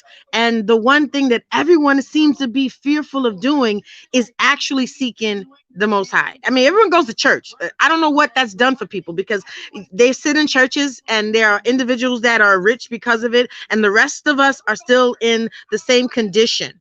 I think it's funny that we think that we're not approaching it with the right mindset when we think, oh, maybe we should be giving the same energy we're receiving. And that's the truth, because I handicapped my own child. I know I told you guys about my son being shy. I handicapped my own child. We sent him to be trained in karate, and he was trained, but we also told him to be kind and peaceable and seek being friendly to people and not to judge book by covers and all of these things. And we live in a predominantly non-Black community. And so when the people approached him who looked like him, some of them, he was not in any way feeling like he should be on guard. And I think that if I had told him, pray for discernment, if I had prayed for him, if I had told him to look at people with an eye of discernment, whether they look like you or not, then maybe he would not have been expecting these people who approached him to be wanting to play basketball when they actually had wickedness in their intention. So we see every day we step out, and like you said, there's a talk the kids get in the Black families to when you get in a car, how you should behave. I've had that. I have 6 sons. I've had the conversation, but it wasn't one of, oh, sir. And I thought it was a little different, a little milder. Well, be respectful, be kind. But I tell them that to everyone. I tell them to treat everyone the same way. But what they need to know, and I think I go about it now, is that you give the energy you're receiving. And I don't mean to be belligerent or hostile, but I understand that when someone gives me a reason not to trust them, I don't trust them. When someone gives me a reason that I need to be a little more cunning, then I need to be a little more cunning. When I recognize that there is ill intent, I need to be on guard for ill intent. But I also tell them, understand that this war we have is not just physical, it's also spiritual. So we don't acknowledge that. A lot of people are acknowledging that there's a spiritual warfare going on, and that a lot of our people are going to all kinds of different things as opposed to returning to the Father. But there is a spiritual energy that we need to be taking into account. The fact that we were enslaved for 400 years was not random. It was exactly what I said. It was because of our own actions. If you ascribe to the Bible, if you ascribe to something else, then it was just what it was because we're Black. But whatever the case may be, it is no longer. So why are we still in the position we're in? Because even though that particular thing has changed to some degree, we are still the same submissive, trusting, peace-seeking, kind, amenable people when we should be given the same energy that we're receiving. Are you? Yeah, all right. Yeah, definitely. my brother MD2, I was saying, or do you agree with teaching the parts where we fought back, you know what I'm saying, and all of that, and then everything you wanted to respond to? The teaching of when we fought back, that's a problem when one has to even ask that question.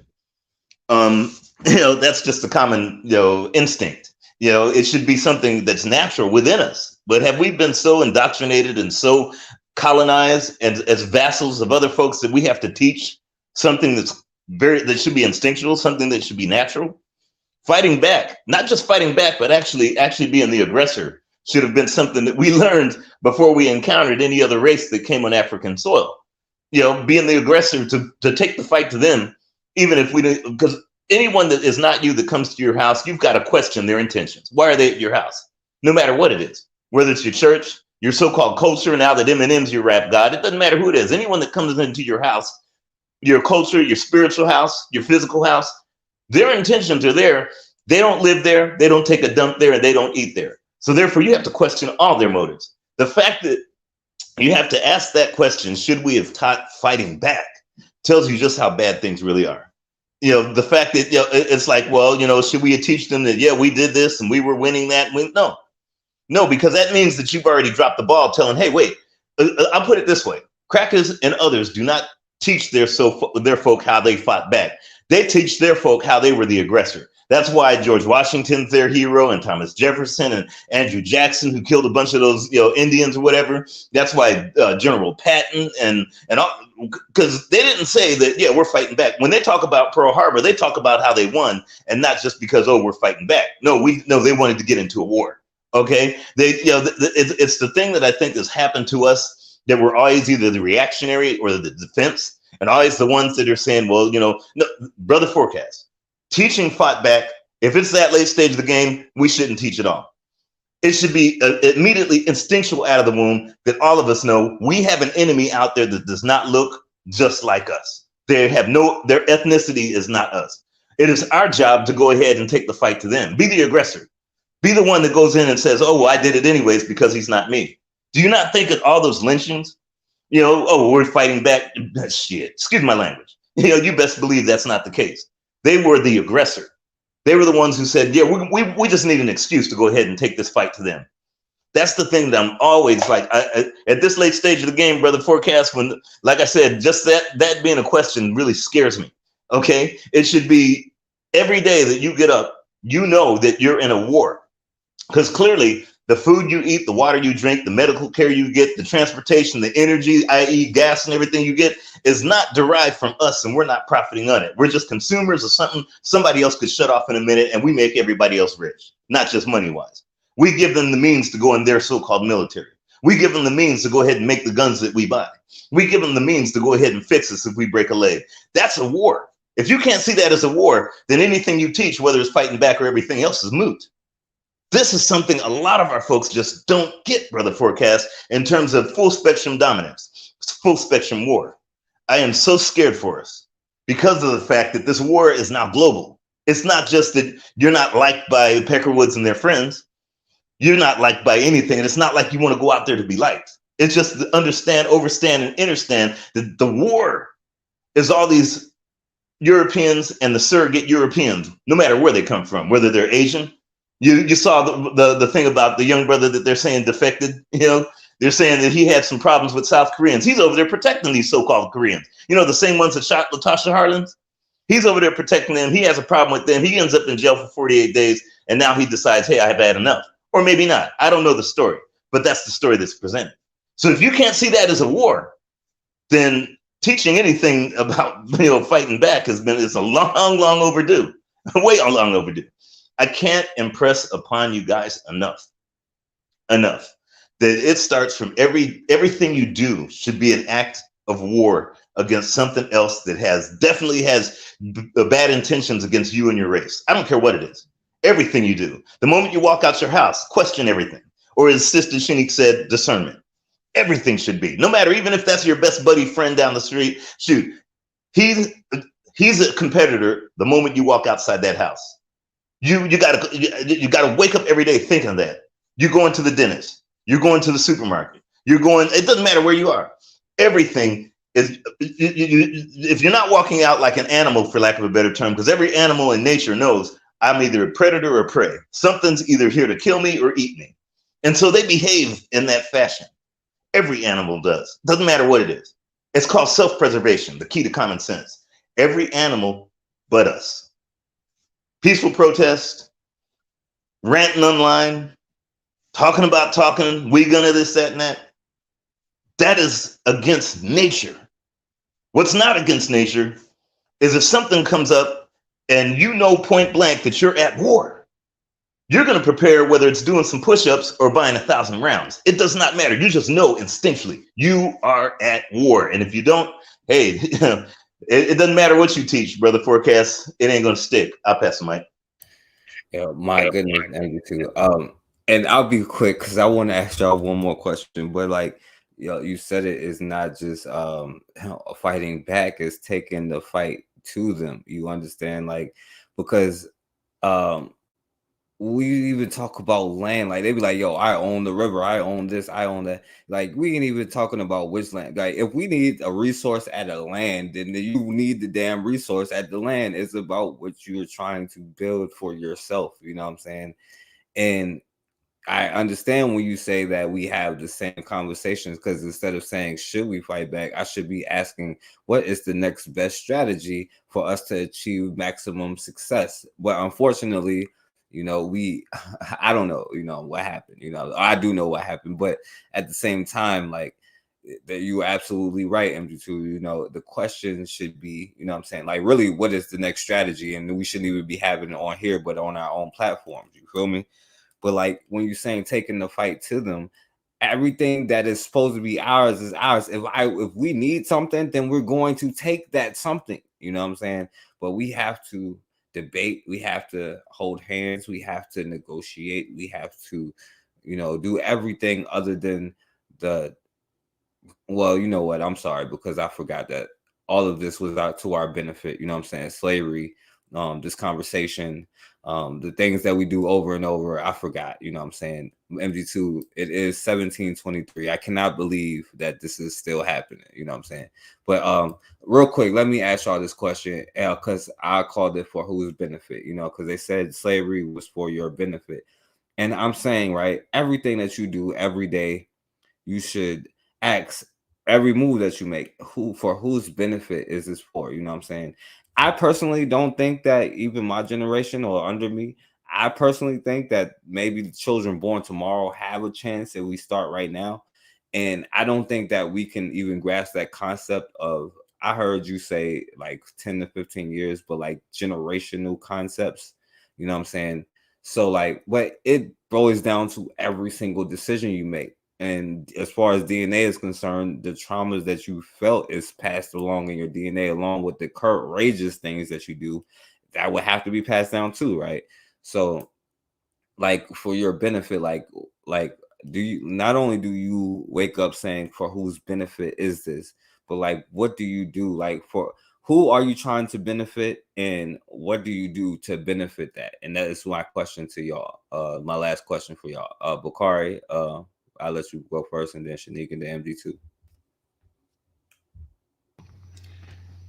Everything you do, you're supposed to be doing it to benefit yourself and benefit, because everything go inside out and benefit your people. That's the purpose. Don't worry about who you have to learn it from, but if you learn the skill and you use that skill, you're supposed to be looking inward to see who's going to receive the benefits, or who you feel should receive the benefits.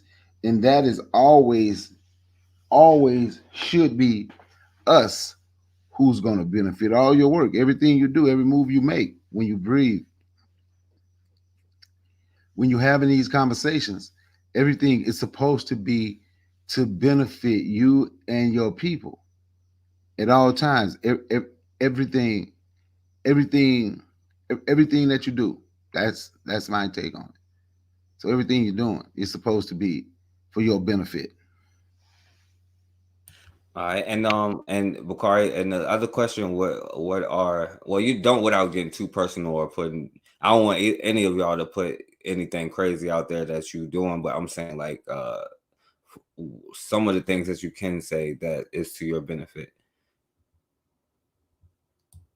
Some of the things I do for my benefit, or whoever you benefiting for. My benefit, for our benefit, is for me when I'm out here, communicating with my people. That's a benefit. Just black men being able to say what up to each other and speak is a beginning, and that's a benefit. And I'm out here and I'm doing this every day. So so I'm benefiting. So what I'm doing, I'm benefiting black people. When I'm talking to the youth, I'm benefiting black people when I'm trying to have an understanding of why we are the way we are. You know, this is a long damn time. This is 1619 to 1865. What's that? 246 years, right? 1865 to 1965. That's what? 100 years? So that's 346 years. 65 to 23 to 2023, that's 58 years.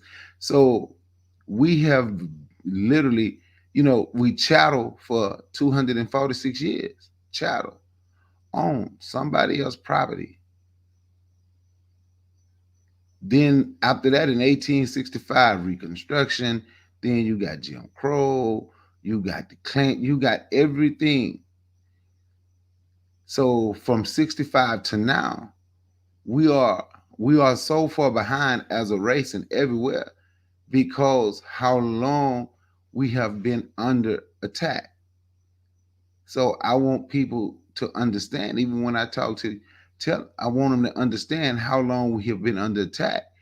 But we have a short time to fix it, but we have been under attack a very long time. That's why I talk about having an understanding. Sometimes to the way we are as a people is look at the conditioning and look how long we have been going through this. So you have to have an understanding. So when I'm out and I'm talking, I want to understand. I'm benefiting my people. All right, and real quick, let me just say this, Bakari. This is not to Bakari, but because I get tired of people saying that. It's like, yo, even if you go by the laws, like 15, 20 something, you know what I'm saying? Not 16, 19. Like they only say 16, 19 because of the British colonies that came to Virginia. But it was, they came before that, and it was black people before. The Spanish came before them, you know what I'm saying? So like that's just as America, you know. So, you know, I'm sorry, I had to say that because, you know, that's my bad. But Shanique, who are you doing? Like, for whose benefit is what you do? And some of the things that benefit that thing that you say is who you're benefiting, you know? Okay. So my first thought would, sadly, I have to say it's a small circle because immediate family is what I do. Most of the things I do are to benefit, but I believe in almsgiving, so I give to, and I try to help anyone that does not have what I have. But I recognize that everything that I should be doing, all that I do, is supposed to be to the Most High. And with that being said, that encompasses kind of what all of you guys mentioned, which is when it comes to being prepared for what is battle, I don't think I do enough of it. I know that physically, mentally, spiritually, all of these things should be a training continually. And I think I intend to do more to call those that I encounter out to do that, because I was really impressed by what MG2 said in regards to, are you getting up in the morning, training your body for whatever war? Because at any moment, anything could happen. And would we be ready? Sadly, the majority of our people would not. And so I always speak to the spiritual, but I also need to take heed of that idea that I need to train my physical body as well and my mental body, because you never know when you are needed to do something. I don't know that I answered your question fully, but I realize that there is all that we have gone through up till this point, in my understanding, is laid out in the Bible, in Deuteronomy 28. The what we did, the why, the where we are now. And so for that reason, I'm not confounded on the things that are happening. I'm only confounded on why it is so difficult to come to the solution of trying to open that book and apply those things in our individual lives, because that book and the apocryphal books all speak to the very things that I said. They speak to the fact that we are not to lay down and be slaughtered in the street, that we do need to do things, that we do need to fight, that there needs to be strategy, that we can't just lay out our plans, that we never beg our oppressors, that how can we even expect our oppressors to play fair? Like, that doesn't even make sense. This book that we've been given, the portions of it, the delivery it's been given to us in, all of that has been through the eyes and the voices of oppressors who wish to have us deceived. And we don't ever think to just go and seek it out ourselves. It doesn't hurt to seek it out. We can, by all means, train physically, by all means, train tactically, by all means, train mentally.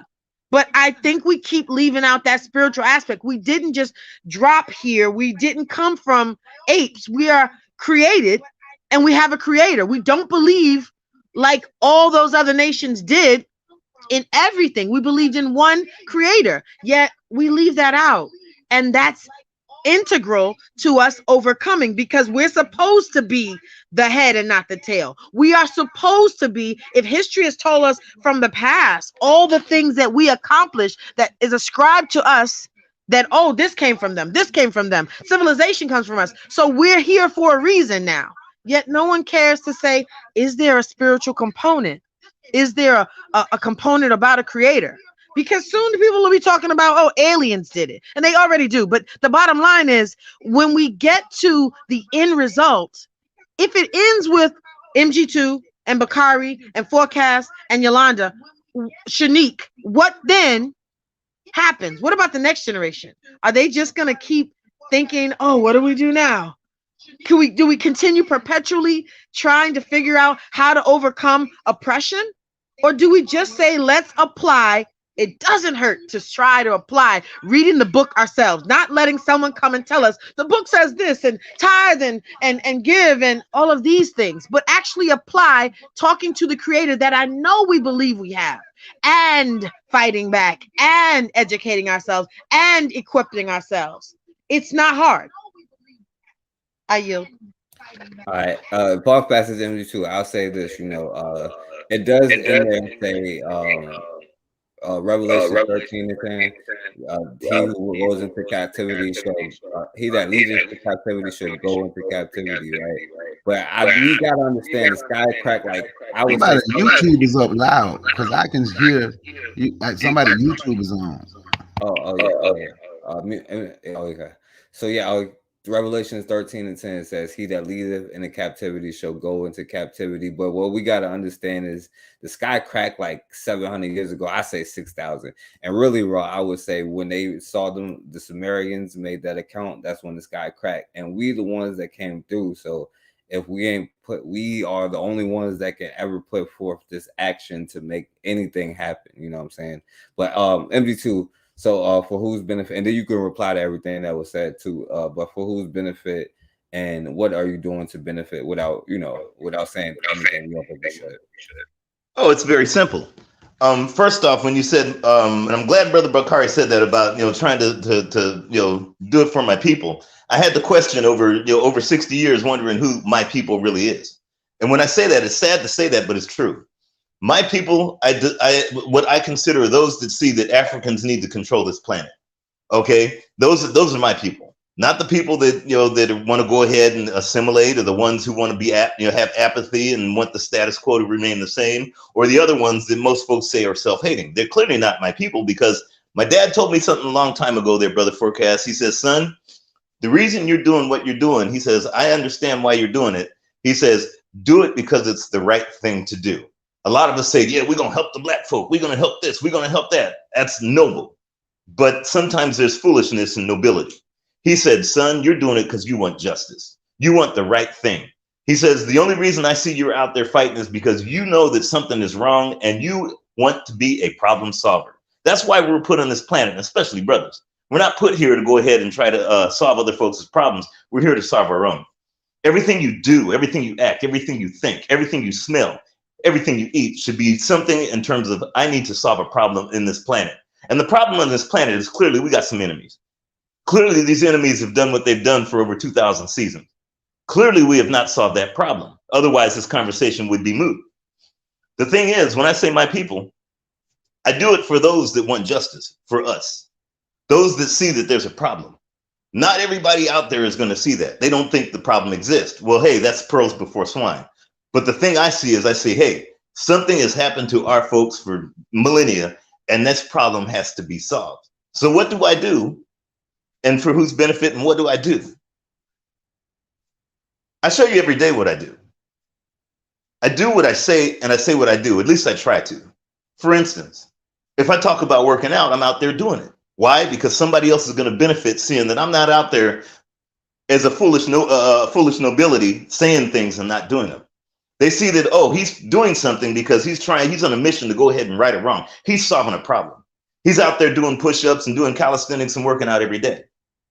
Other folks see, well, some folks don't, and this is the first time you guys know about it, of my organic chemical experience, where I'm learning munitions, learning how to go ahead and take care of business like they did in Iraq. Why? Because one day that knowledge will have to be there. Because again, that's going to be the benefit of those who want to see justice. The thing is, whatever I do, especially, a lot of folks see when I'm doing the trading and the economics, folks, do you think that that's done so, we could go ahead and buy houses and live in Disneyland and say, oh, we rich like Dave Chappelle? No, this is something to say, wait a minute, we're going to use their economy to go ahead and destroy them. So we could build the things we need for ourselves. So therefore, we don't even care what happens except that they're gone and away from us. So we can go ahead and take over. I use their tools in other words, I use their weapon and their tools to kill them. That so happens to be their economy. A lot of folks don't look at it, like you said, for whose benefit. The things that you see me do on the daily is something that should benefit all of us. If we're, again, my people that want to seek justice, and not seek some kind of assimilation and some kind of rationalization or some kind of excuse. I don't care about excuses. I don't care about rationalizing. I don't care about coming to the table and discussing race. I don't care about none of that. That means nothing. That means zero. All I care about is for us to take over the planet. And I mentioned before that Public Enemy had a song called Fear of a Black Planet, but they're the ones who fear it the most. And when I say Public Enemy, that's pretty much synonymous with all black folk on this planet.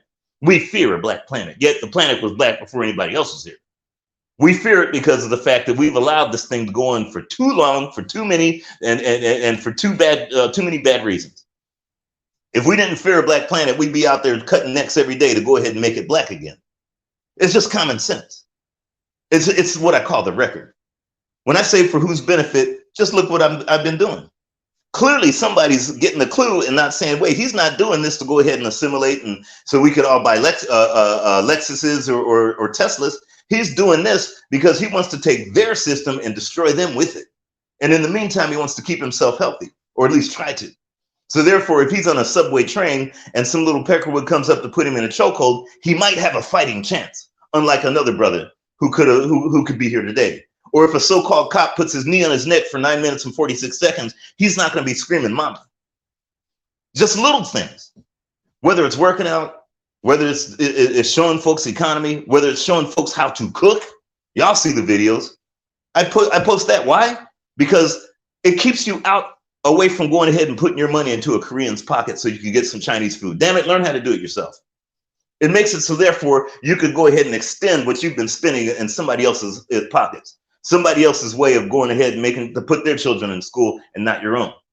Just little things. Just watch some of the stuff I do. Hopefully that'll inspire you to go ahead and pay it, quote unquote, pay it forward. So somebody else will say, hey, how did you do that? Well, hey, I saw this guy doing this. And it's not because of some, like I said, foolish nobility of, yeah, I'm gonna save all the folks. Not everybody wants to be saved. and not everybody deserves to be saved. I do it for the Black folks, Brother Forecast, that want to see justice. And justice is a Black planet. Justice is us taking over our destiny and the destiny of this globe before they burn it up.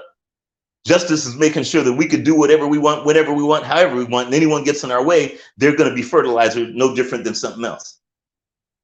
This is just common sense. I'm just trying to impart the way I feel. If that can't benefit folks, then maybe those are the folks that don't want to see justice. I'll pass the mic. Yeah, absolutely, MG2. And I'll say this, right? I hope for my everything that I do, you know what I'm saying, is for the benefit of not only me, really for me, you know, my lineage that'll come after me, whatever you call that, you know, my great grandchildren, right? Because I understand there is a system. So even the people who think they're not a part of it, they just gonna be, if they're not taken out with them, they're gonna be lost, right? Because they cannot stop it from happening, right? So everything that we do is for the benefit of people that look like us. We build like a Black man and Black woman come together, have a Black family. That's the beginning of it, because then you have a Black household. Then you have like neighbors, which would be like a neighborhood, right? And then you have a community, and then you have you want to protect that community, right? So then you start having an army or some way to protect that community. Then you become a state, nation, whatever you want to call it. I speak European languages, all right? I got colonized by the British, so I'm gonna say then you become a city, a state, you know what I'm saying? Then you become a nation, you feel me? And I want to say this because when I say spooked out, I'm not talking about you, Shanique, because the other day, like, you know, when MD2 is like, yo, are you, like, I think we even get spooked out about certain concepts, you know what I'm saying? Like today, I walked a little bit too far, you know what I'm saying? Like, yo, I was like, I got like 2 blocks away, and I'm like, damn, I should have went that far. But I do that to make sure that I'm in shape so that no matter what may happen. See, me, I'm at a point where I could be like, yo, what do I have to lose? You know what I'm saying? For me, because I understand the situation that I'm in, you know, and I ain't gonna say more than that, but like walking around your neighborhood, like we think patrolling, you got to be doing some Spider-Man stuff. That is spooked out, you know what I'm saying? And that ain't benefiting you at all. But you better believe the power that you have when you walking around your neighborhood. When people see you, they're going to at least straighten up. Now, we definitely want backup and all of this stuff. Like, and you don't have to be tough. Black men have said stuff to me, and they was right. You know what I'm saying? They should have done that. And they were like, yo, you right, brother. You know what I'm saying? Like, but it's not some courageous act or some spooked out thing. And that's what you have to ask yourself. If you're going to complain about something, are you doing something to stop it? You know what I'm saying? Or are you going to be making an excuse or find a reason not to do that? And that's why everything that you do, you know what I'm saying, it should be for not only for your benefit, but you know that there has to be a system that protects you. You know what I'm saying? The benefit of whoever you deem as your society. You know what I'm saying? Everything that you do has to benefit them. Now, I say Black people worldwide, you know what I'm saying? I know I'm gonna get a slack for that, but that don't mean every single Black person, right? But it does mean there's a system designed to protect us. Even if you don't want it, then so be it. Even if you try to stop it, you get punished in that system, you know what I'm saying, to protect the whole culture. The same way, I hate to bring Europeans up, but they don't understand otherwise. But when that white boy killed them 2 other white people, when they was off code, they let them go. You know what I'm saying? That's just how it works, you know. But listen, I'm gonna let y'all I'm gonna take another left after this, right? You know what I'm saying? Which is a U-turn at this point, right? But I'm gonna let y'all close out if y'all want to, because I know it's late, you know what I'm saying? So if y'all want to close out, because what I'm about to show, it's kind of gonna prove raw point, you know what I'm saying? Like, they think they all humans, but they're not really. It's disgusting. And I know it's left field from, we were talking about something pretty serious. So y'all want to close out? Bakari, you want to close out? Yeah, I'm gonna go ahead and then I'm gonna listen offline. But I want to say this: when MG2 said work out, yeah, you have to. I did shit. My bad. I did 3 miles a day with a 25-pound ruck on my back. Me and my daughter doing. We plan to go do a 10-mile. We plan to do a 10-mile hike. A 10-mile hike in the morning. I do my push-ups. I do all that. So working out and taking care, because I really had to get back because some stuff, and I had gained a little weight, but I had to get back to what I do. I had to get back to what I do. My running, well, I do more walking, but I still run. My push-ups, my rope jumping, and get back to training my boxing, just hitting the mitts and hitting the punching bag. You know, the strength that, you know, hitting that heavy bag, the strength that build up in your shoulder, walking with the ruck on, the strength that's built while you're walking. You know, you gonna need endurance. You need everything. So I just want to touch on that when MG2 started talking about working out. But all right, man, thank you for letting me speak. It was good to be up here with MG2 and Shanique. Hey, Bakari, hey, too, while you was doing your live earlier, y'all subscribe. You could put your channel in the thing if you want to, you know. Yo, I was out, that's when I was like walking, you know what I'm saying? And that's after I was doing something that it benefited somebody else, you know, where they like, you know, I would had to do my slave labor for the day, you know what I'm saying? Like, but then I came home and I still walked, you know what I'm saying? Like for like almost really your whole show, but I think it was like an hour or something, you know. So I just wanted to say that. That's why I was go get your hiker's backpack. You can get a regular backpack, really, book bag. But get your hiker one and start doing it with some weight in them. I'm gonna get back up my goal. I can do it now, but I probably wouldn't. I couldn't do it as fast. But I'm getting back to my goal is to get back to be able to do a minimum of 10. In the military, we had to do 20. This man's military, we had to do 20. But I want to get, I go walk, I do 10 miles, but I want to get to where I can do 10 miles again with my 20 miles, my goal, but at least 10 minimum with my 75 pound. Hey, how do you know when you at a mile? I just be like counting the time. Man, you know what I do? Because I know I'm walking. What I do is, man, when I finish walking and I know I walk, I get in my car and go measure. Nah, that's my problem. I go far and then I be like, damn, I gotta walk home now. Yeah, you know what? Yeah, but you know what? You then that walking, it becomes fun, man. I put my music on or whatever it is I'm doing. If somebody live, somebody I want to listen to, I put that on and I walk. I talk to myself. One thing I learned about cardio, I live my dream while I'm doing cardio. Even on damn if I get on a treadmill, people like it's boring. And to most people it is. But I have an imagination, so it's some shit that I wanted to do in life. Like, man, I done knocked Mike Tyson ass out about 100 times on that damn treadmill. I box anything that I wanted to do. I'm the greatest second baseman ever played. I'm the greatest second baseman ever played baseball. I've won. I've created revolutions, and we won right here. I do everything in my mind while I'm doing my cardio. Everything in my mind. I do it while I'm doing cardio, man.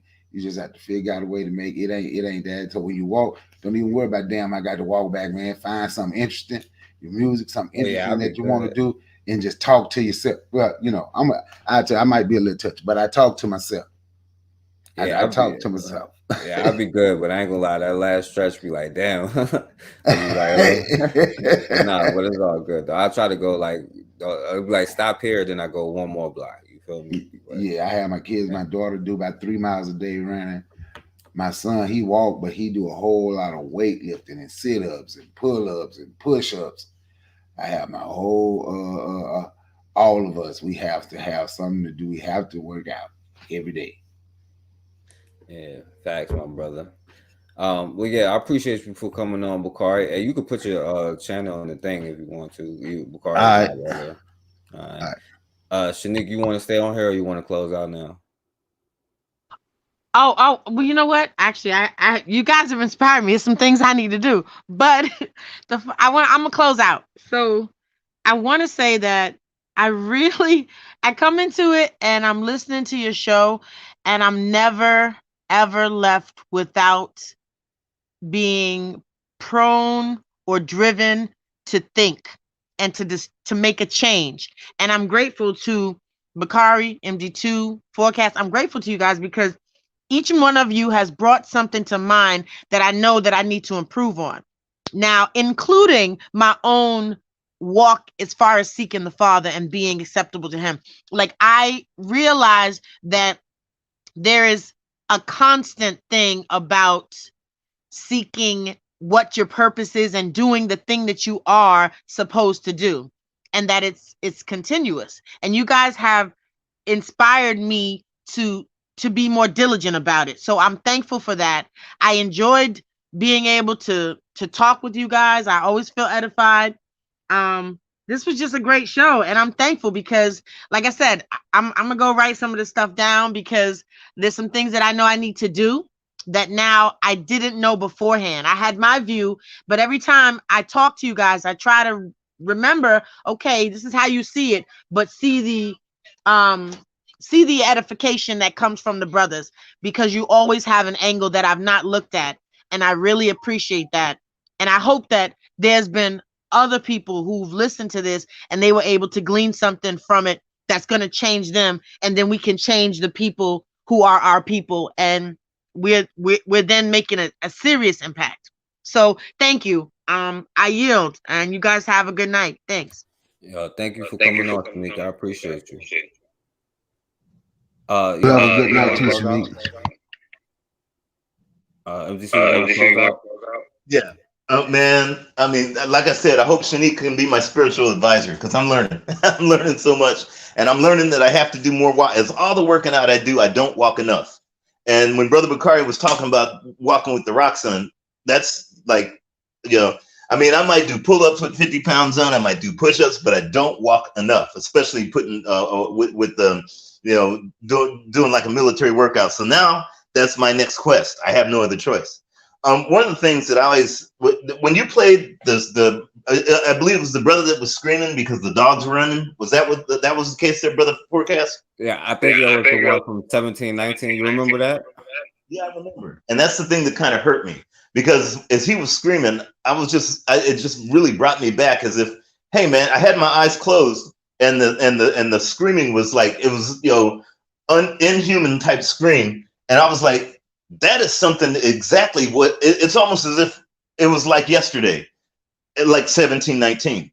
And when you did that, it put me in this war mood, because I'm saying to myself, wait a minute, everything has changed for us, but not them, except for the calendar. And that's how your enemy is, very tenacious. The only thing that changes, not their behavior, clearly, because they know they're at war with somebody. And I'm like, man, our folks just don't know that we're at war. And that really kind of puts a war footing in me. When I say war, I'm not just talking physical. I told you one of the major reasons why I do a lot of trading and developing algos and whatnot, it's not to make money. It's to make sure that folks have the resource to free themselves from having to go to get medical care by some Chinese men or some Korean, to free themselves so they could go ahead and start growing their food, not having to go get this GMO pesticide stuff at the supermarket, to free themselves so that way that maybe one day they could go ahead and own a gas station and not go to Apu or some Arab that goes ahead and puts poison in them. It gives the ability for folks to say, wait, there's more out there than just being a servant or a slave to someone else. Clearly we're very well experienced in that there, Brother Forecast. And the thing that benefits us more than anything is just to realize, as I say, the world we live in. And clearly this world, unfortunately, because anyone that you depend on for anything owns more piece of your world than you do. And unfortunately, we're 100% dependent on someone else. So therefore, someone else on this planet owns Black folks' world. Clearly. Okay? I mean, just look at the things you buy or the things you rely on. Clearly. When somebody owns your stomach, they own you. When somebody owns where you sleep or where you even take a piss, they own you. That's just the nature of the game. So the thing that just that really gets me is it's one of those things of like just letting us know what our world is, not from an abstract point of view, but from reality. Letting them know whether it's us getting eaten by dogs in 1719 or 1723 or 2023 in the European year. We're still getting eaten by dogs. And not just the four-legged ones, as Malcolm X said, definitely the two-legged ones as well. You saw the sister that, her infant, her 3-week-old almost got a punch too. So clearly there's some dogs that have been eating us. the thing is I just want to impart the sense of reality, irrespective of what our egos, our feelings, who we like, who we dislike, oh, I don't like what he says or she said, but just recognize the world that all of us as a collective live in. And it's not a world that should be of our making. I mean, it should be of our making, but it's not of our making. It's a making, in a ways, I should say, vicariously, it is of our making because of what we don't do to protect our world. So therefore, if we're not going to protect it, somebody else is going to do what they got to do. I mean, it's one of those things where I just want to expose the reality of where we live and who we are and how we exist. And if we continue on the path that we've been going on for like the last millennia, then chances are we won't see another millennia. There's a statement that this hook-nosed bagel eater stole from the Africans that says that insanity is repeating the same thing over and over and expecting different results. We're proving insanity more than a theory, but more of a religion. Because we've done the same thing over and over, even if it's inactivity. Even if it's not going out there and doing push-ups or doing the military walks. Even if it's not going out there and learning, hey, I'm going to get 1,000 rounds, or at least I'm going to learn how to be a gunsmith. Or maybe I'll learn how to blow things up. We've done everything but that over and over, and clearly it has not worked for us, Brother Forecast. Only certain instances, whether it's Makai Johnson, September, Gavin Long, Philando Castile, y'all remember what happened to him. He did the quote-unquote right thing, and now he's in a grave. It's just, the thing, I just want to impart so much on a lot of our folks to say, look, stop giving a crap. And when I say that, don't be scared. Their laws, their rules, their mandates, their dictates, their protocols, whatever, mean nothing to us. All it is a chain no different than a slave. Whatever they say should mean nothing to us. What means something to us is benefit yourself by doing the right thing. And that right thing is making sure Black folks control this planet and they're not being controlled by these aliens or whatever they call themselves that are in this planet. Thanks a lot there, Brother Forecast. I'll go ahead and pass the mic. Peace, y'all. Oh man, MG2, and I think you moderator. I think so. You could put your. If not, I gotta make you a moderator now, so you could put your channel if you want to. Yo, you are abs. No, I do gotta make you a moderator. Let me do that real quick. I don't know.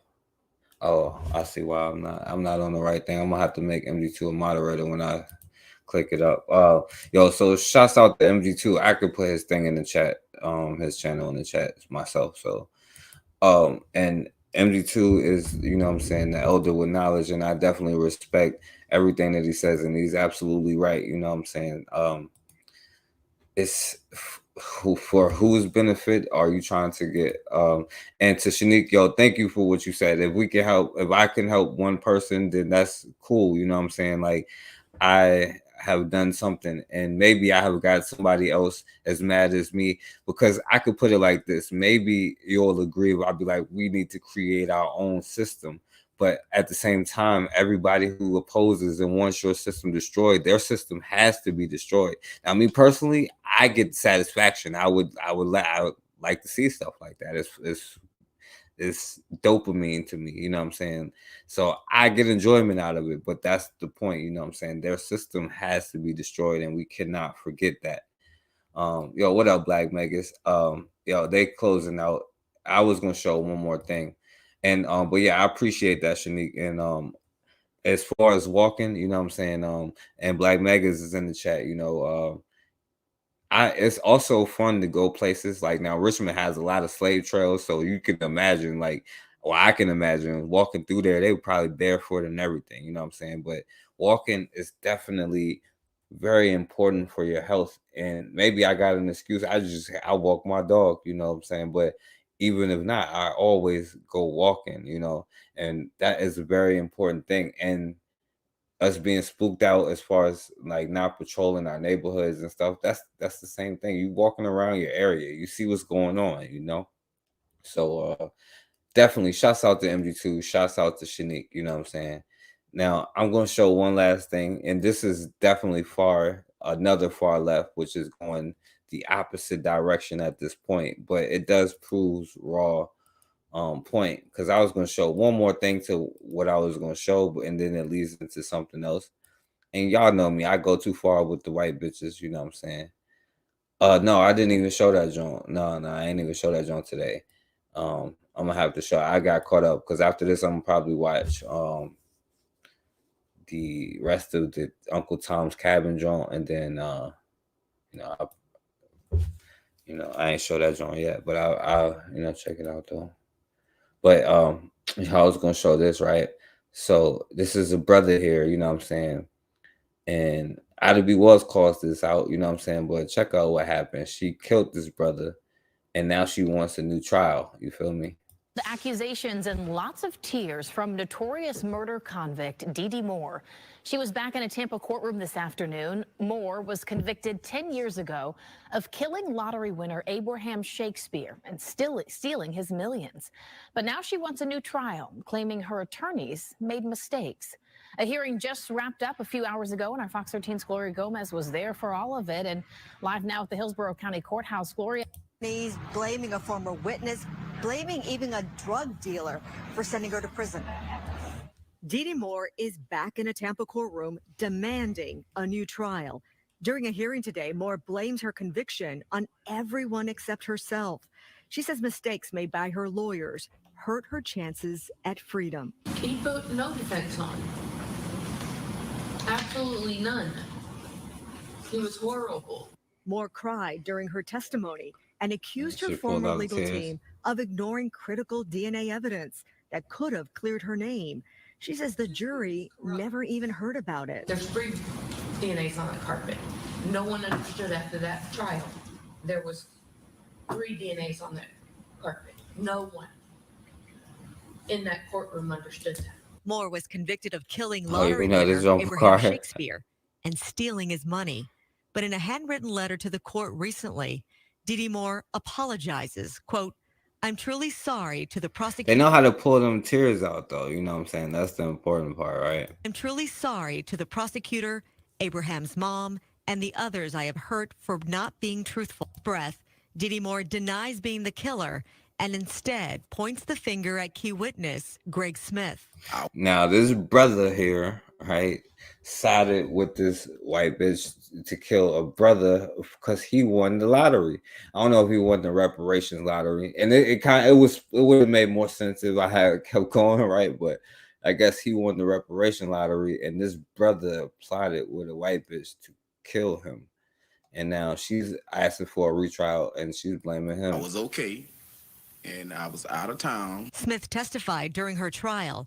He helped police by secretly recording Dee Dee Moore admitting to the murder and cover-up.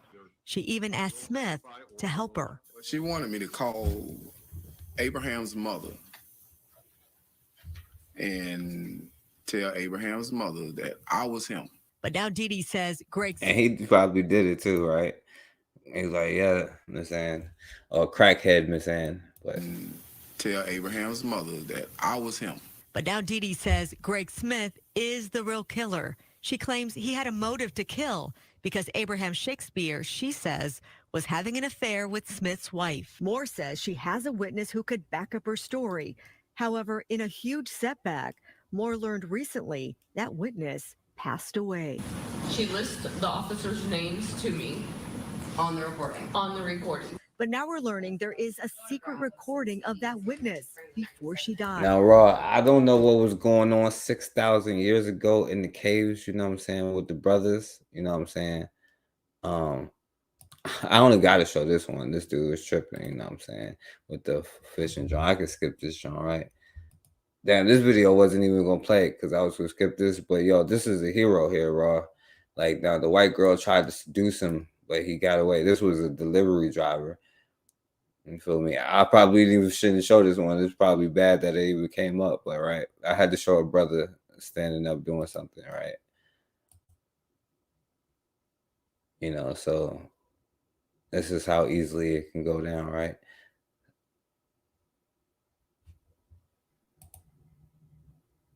And they got like dumb music playing.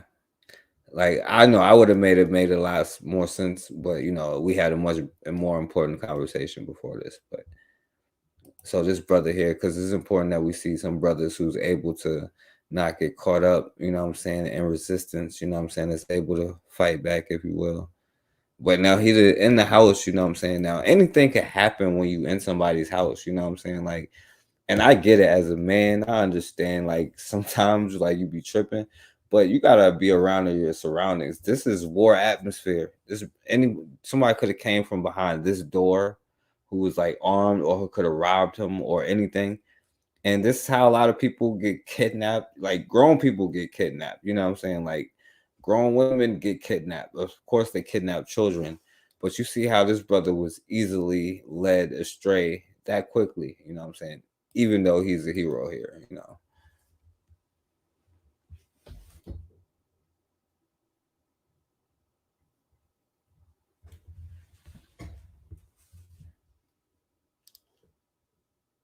And got him some water. Now, what if she had spiked that water, right? Or she just shot, there's a Negro in my house, and he drank the water. You're like, what is he doing? I don't even know if this is real or not, but I'm pretty sure this is based off this is based off something that happened, you know what I'm saying? So, you know, this brother is reluctant because in real life, you know, he would have went down for the count, you feel me? But this is important things about being aware of your surroundings, because you could get kidnapped as a grown man that easily.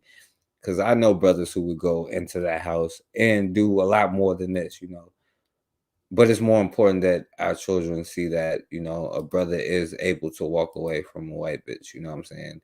Even in the movie, you know what I'm saying? And Get Out, you know what I'm saying? Somebody in the comments was like, what is this, Get Out too? But even in the movie Get Out, he was choking a white girl and he let her go. He straight let her go. And in Haiti, they was like, yo, white bitches could stay. You know what I'm saying? But this brother, he walked out of the house, you know what I'm saying? So even in the movie, you feel me? Now, this one, they not going to let me show, right? This one was disgusting, right? But this is what you're going to get from them. And this is just to make it be the last thing, you know what I'm saying? Because there's a lot more than I just... learned this in Texas. No, don't put the noodles in there with the raw ground. And it's not the same species as you know what I'm saying? Who does this? Learned this in Texas. No, don't put the noodles in there with the raw ground.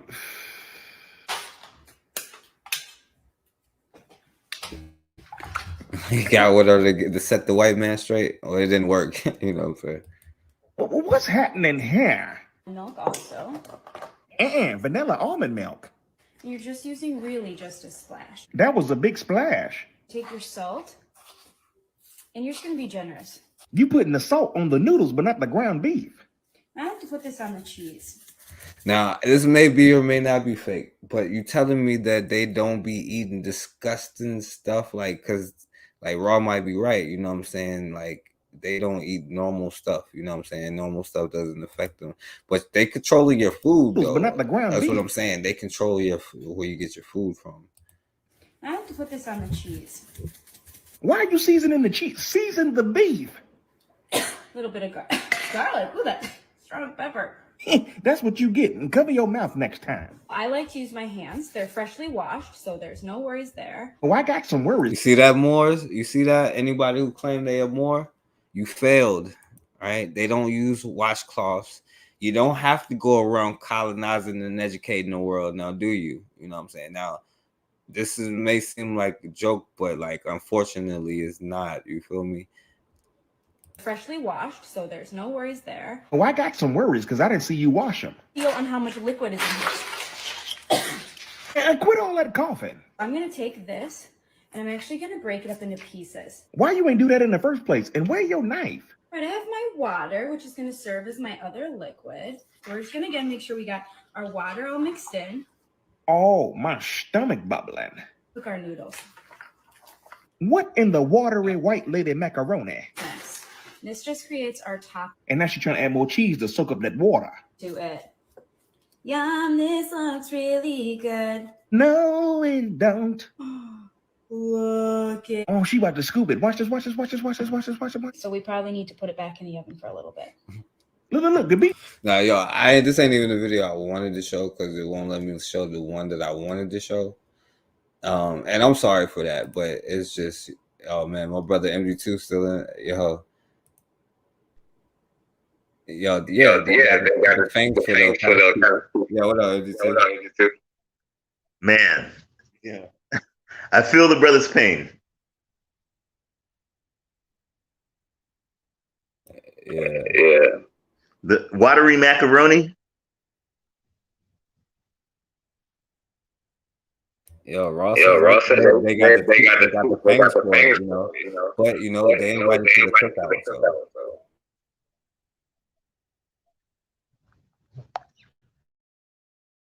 But yeah, I just had to show that because Raw, like, yeah, they you know, now that's not the one. She made some other stuff, you know what I'm saying, that was like in tacos, you know what I'm saying. But I am saying, you know, well, the Moors fell, you know. Yeah, but like that's what I'm saying. Be careful who you eat with. You can't digest the same foods. You can't assimilate into something. You can't even have the, like, it may seem like a joke, but albinoidism, you know what I'm saying? You can't absorb vitamin D, you know what I'm saying? And so they need different kind of vitamins in their food, and they eat different kind of things. Like they reflect most of the sun, and we absorb certain calories and things from the sun. And even the way that we do these things, you know what I'm saying? Yeah, I know. I just can't even show them kind of videos on here. All I'm saying is Raw might be right, you know what I'm saying? That's the only reason why I showed it. I know it was left field. That's why I let them close out first, you know what I'm saying? I know it was left field. And let me put MD2 John in the chat, because I know I'm tripping, you know what I'm saying? But I had to show Raw, you know, that she might be right, you know. They might be the aliens, you know what I'm saying? So this is MD2's channel. Y'all can definitely subscribe to him. And like I said, I apologize for showing that, but y'all is going home getting those meals every weekend. Yo, MD2, you what's going on, my brother?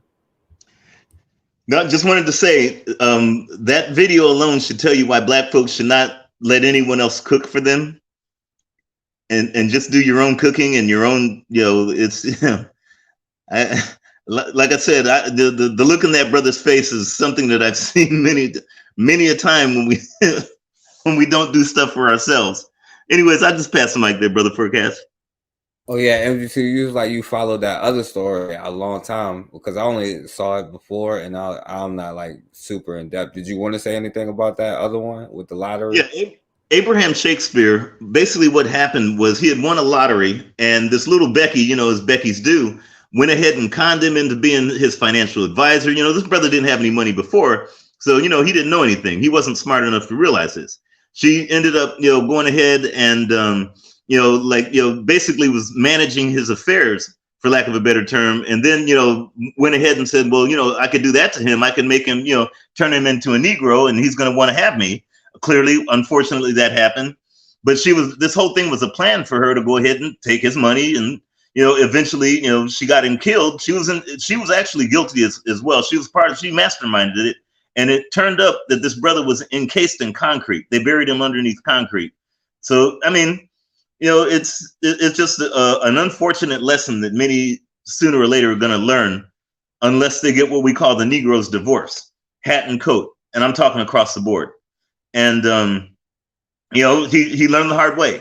You know, she was like the very first Karen, like 10, 12 years ago. So, you know, but it's definitely an interesting case. You know, it's all over the, you know, just type in the word Abraham Shakespeare, and you could hear about the whole story about everything.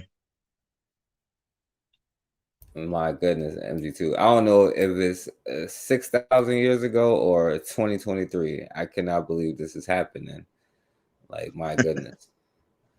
Like, yeah, we haven't learned since we saw them in the caves. We've been Negroes ever since, I believe. That's why I think they're the most dangerous species in the universe, in my opinion, you know. Well, we've got drapetomania, and that's the thing, you know. It's like, or we don't have drapetomania, excuse me. We've been, you know, like I said earlier in the live stream, It's either something that they put in the water that keeps us from, because my drapetomania it took decades for it to flare up. And it's like, I mean, a lot of folks don't know what that is, but that was the disease apparent disease that enslaved Africans have that made them want to run from a plantation. So I think that through their churches, through their food, through their entertainment, and through through their Beckys and their Brads, I think that it kind of suppressed our drapetomania. Or as what I said, it's like an antibiotic. It's called Draptocin that we've been taking that kind of makes us not want to run from the plantation.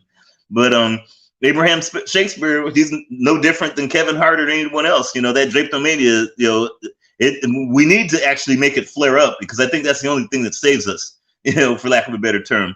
But anyways, I'll pass the mic. I just appreciate you there, Brother Forecast. Yeah, thank you, MD2. You absolutely right. I wish we had a case of the drapetomania, but unfortunately they're not. And that's another reason why that's important, is because they control the food, do they not? Like, this is who controls the food, you know what I'm saying? Like, now you can look up the history of spices. It goes back to them trying to colonize and all of this stuff, and why they can't have spice now, you know what I'm saying? Even though it probably was never done properly, they was out in the woods somewhere. But you have historically said, no, let me go and save this person. But they are ultimately in control of your food, you know what I'm saying? They are making money from that. Even I probably shouldn't even show that, because she does it on purpose so that people react and stuff. But it's important to realize, like, that is true. They do cook their food this way. They do intake different substances, and we need different vitamins and minerals for our body, you know what I'm saying? They are definitely they're taking down the trees and all of that stuff. And all I'm saying is, if somebody can't even absorb the sunlight, you know what I'm saying, which you get vitamin D and other things like that, of course your diet is going to be different. You don't want them controlling your diet, you feel me? But no, they have a corner of the market on that. And then who do you want cooking for you? You feel me?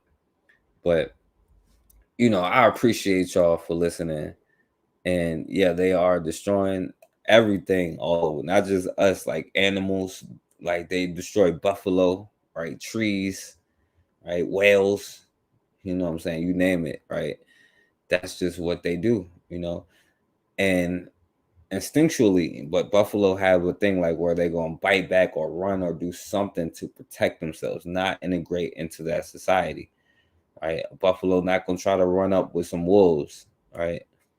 We have to realize that, you know what I'm saying? Now, if they did recognize that was aliens, they should have shut the door then. But for some reason, for these last couple thousand years, we have left the door wide open. We still talking about people of color and educate them and let them give us our food. It's crazy. It's craziness, because food is something that you have to do. Water is something that you got to drink water every day. You know what I'm saying? You got to eat food. You don't want them controlling that. You want to control it yourself. So whatever it takes, you know what I'm saying? Anything that you got to do. But shouts out to Shanique was in the building. My good brother MD2, y'all, as always, you know what I'm saying, the truth, you know what I'm saying? And my brother Bakari. And let me say this, always think about anything that you do, for whose benefit am I doing this for? Am I doing this for my benefit, someone else's benefit? I don't care what it is, right? Every decision that you make, ask yourself, like, who am I benefiting the most from this decision? And it should be at least yourself, you know what I'm saying? But I'm not going to go into all that. But shouts out to all of y'all. Shouts out to Black Megas who came in the building. Shouts out to Matron who was in the building. Shouts out to Sankara who came through. Coke who came through. And shouts out to Erica Howard. You know what I'm saying? This is the whole point. We can't do nothing to help each other. We can't send them to the institutions that we need to send each other to. And then we just helpless making these same things over and over. You know what I'm saying? I do believe in teaching lessons, but at the same time, like, instead of talking about should we, like MD2 was saying, should we talk about when we fought back, No, we should be talking about the next thing we got to do to fight to make our next move to put us in the best position that we need to be in. You feel me? Because at the end of the day, like, you can't hold hands at the top. You can't do any of that. You know what I'm saying? So for whose benefit are you doing what you do? You know what I'm saying? Even if you have a job that's benefiting someone else, are you using it to benefit you, to put you in a position to destroy them, or at least uplift yourself? I'll say uplift yourself. Okay. So I don't have to go to the destroy them part, but uplift yourself. What are you doing? All right. So shouts out to all of y'all. And Raw, you definitely probably right. You know what I'm saying? They said we was the aliens, you know what I'm saying? He said it. So I'll let this brother have the last word here. How is that different from our own grade? We don't have time today. Of course, when you read my later publication, I do spend a good time about intelligence, because Black people misunderstand what we mean by intelligence. We think intelligence is a score that you make on a test. We have chosen a European definition of intelligence, as we have chosen a European definition of education. We are still being educated to be servants. That has not changed. Not at all. The fundamental relationship African people have with Europeans today is exactly the same that we had when we were slaves. Yes. Why do I say that? Are you being educated for a job? For a trade? Is that what you're telling me? Is that why you're going to school? Who are you going to work for? For whose profit are you going to work? How is that different from our own slave great-grandparents working for their slave masters for the profits of their slave masters? Nothing has changed, ladies and gentlemen. Nothing has changed. That's right. All right, yo. So thank y'all. Yo, you definitely, I feel you. You're absolutely right, Raw. And Black Megas, yo, send me the name of that, the joint in the text message, because I keep forgetting. So text me that the thing so I can remember. I'm gonna go back. I should write it down, but and Raw, I'm gonna finish the Uncle Tom's Cabin like right now. So I'm about to go check that out. But yo, that was pretty sick. You know what I'm saying? I'm not gonna lie, that joint is pretty sick. But yeah. All right, so I appreciate all of y'all. And as always, man, we have got to start standing for something, or we're going to keep falling for anything.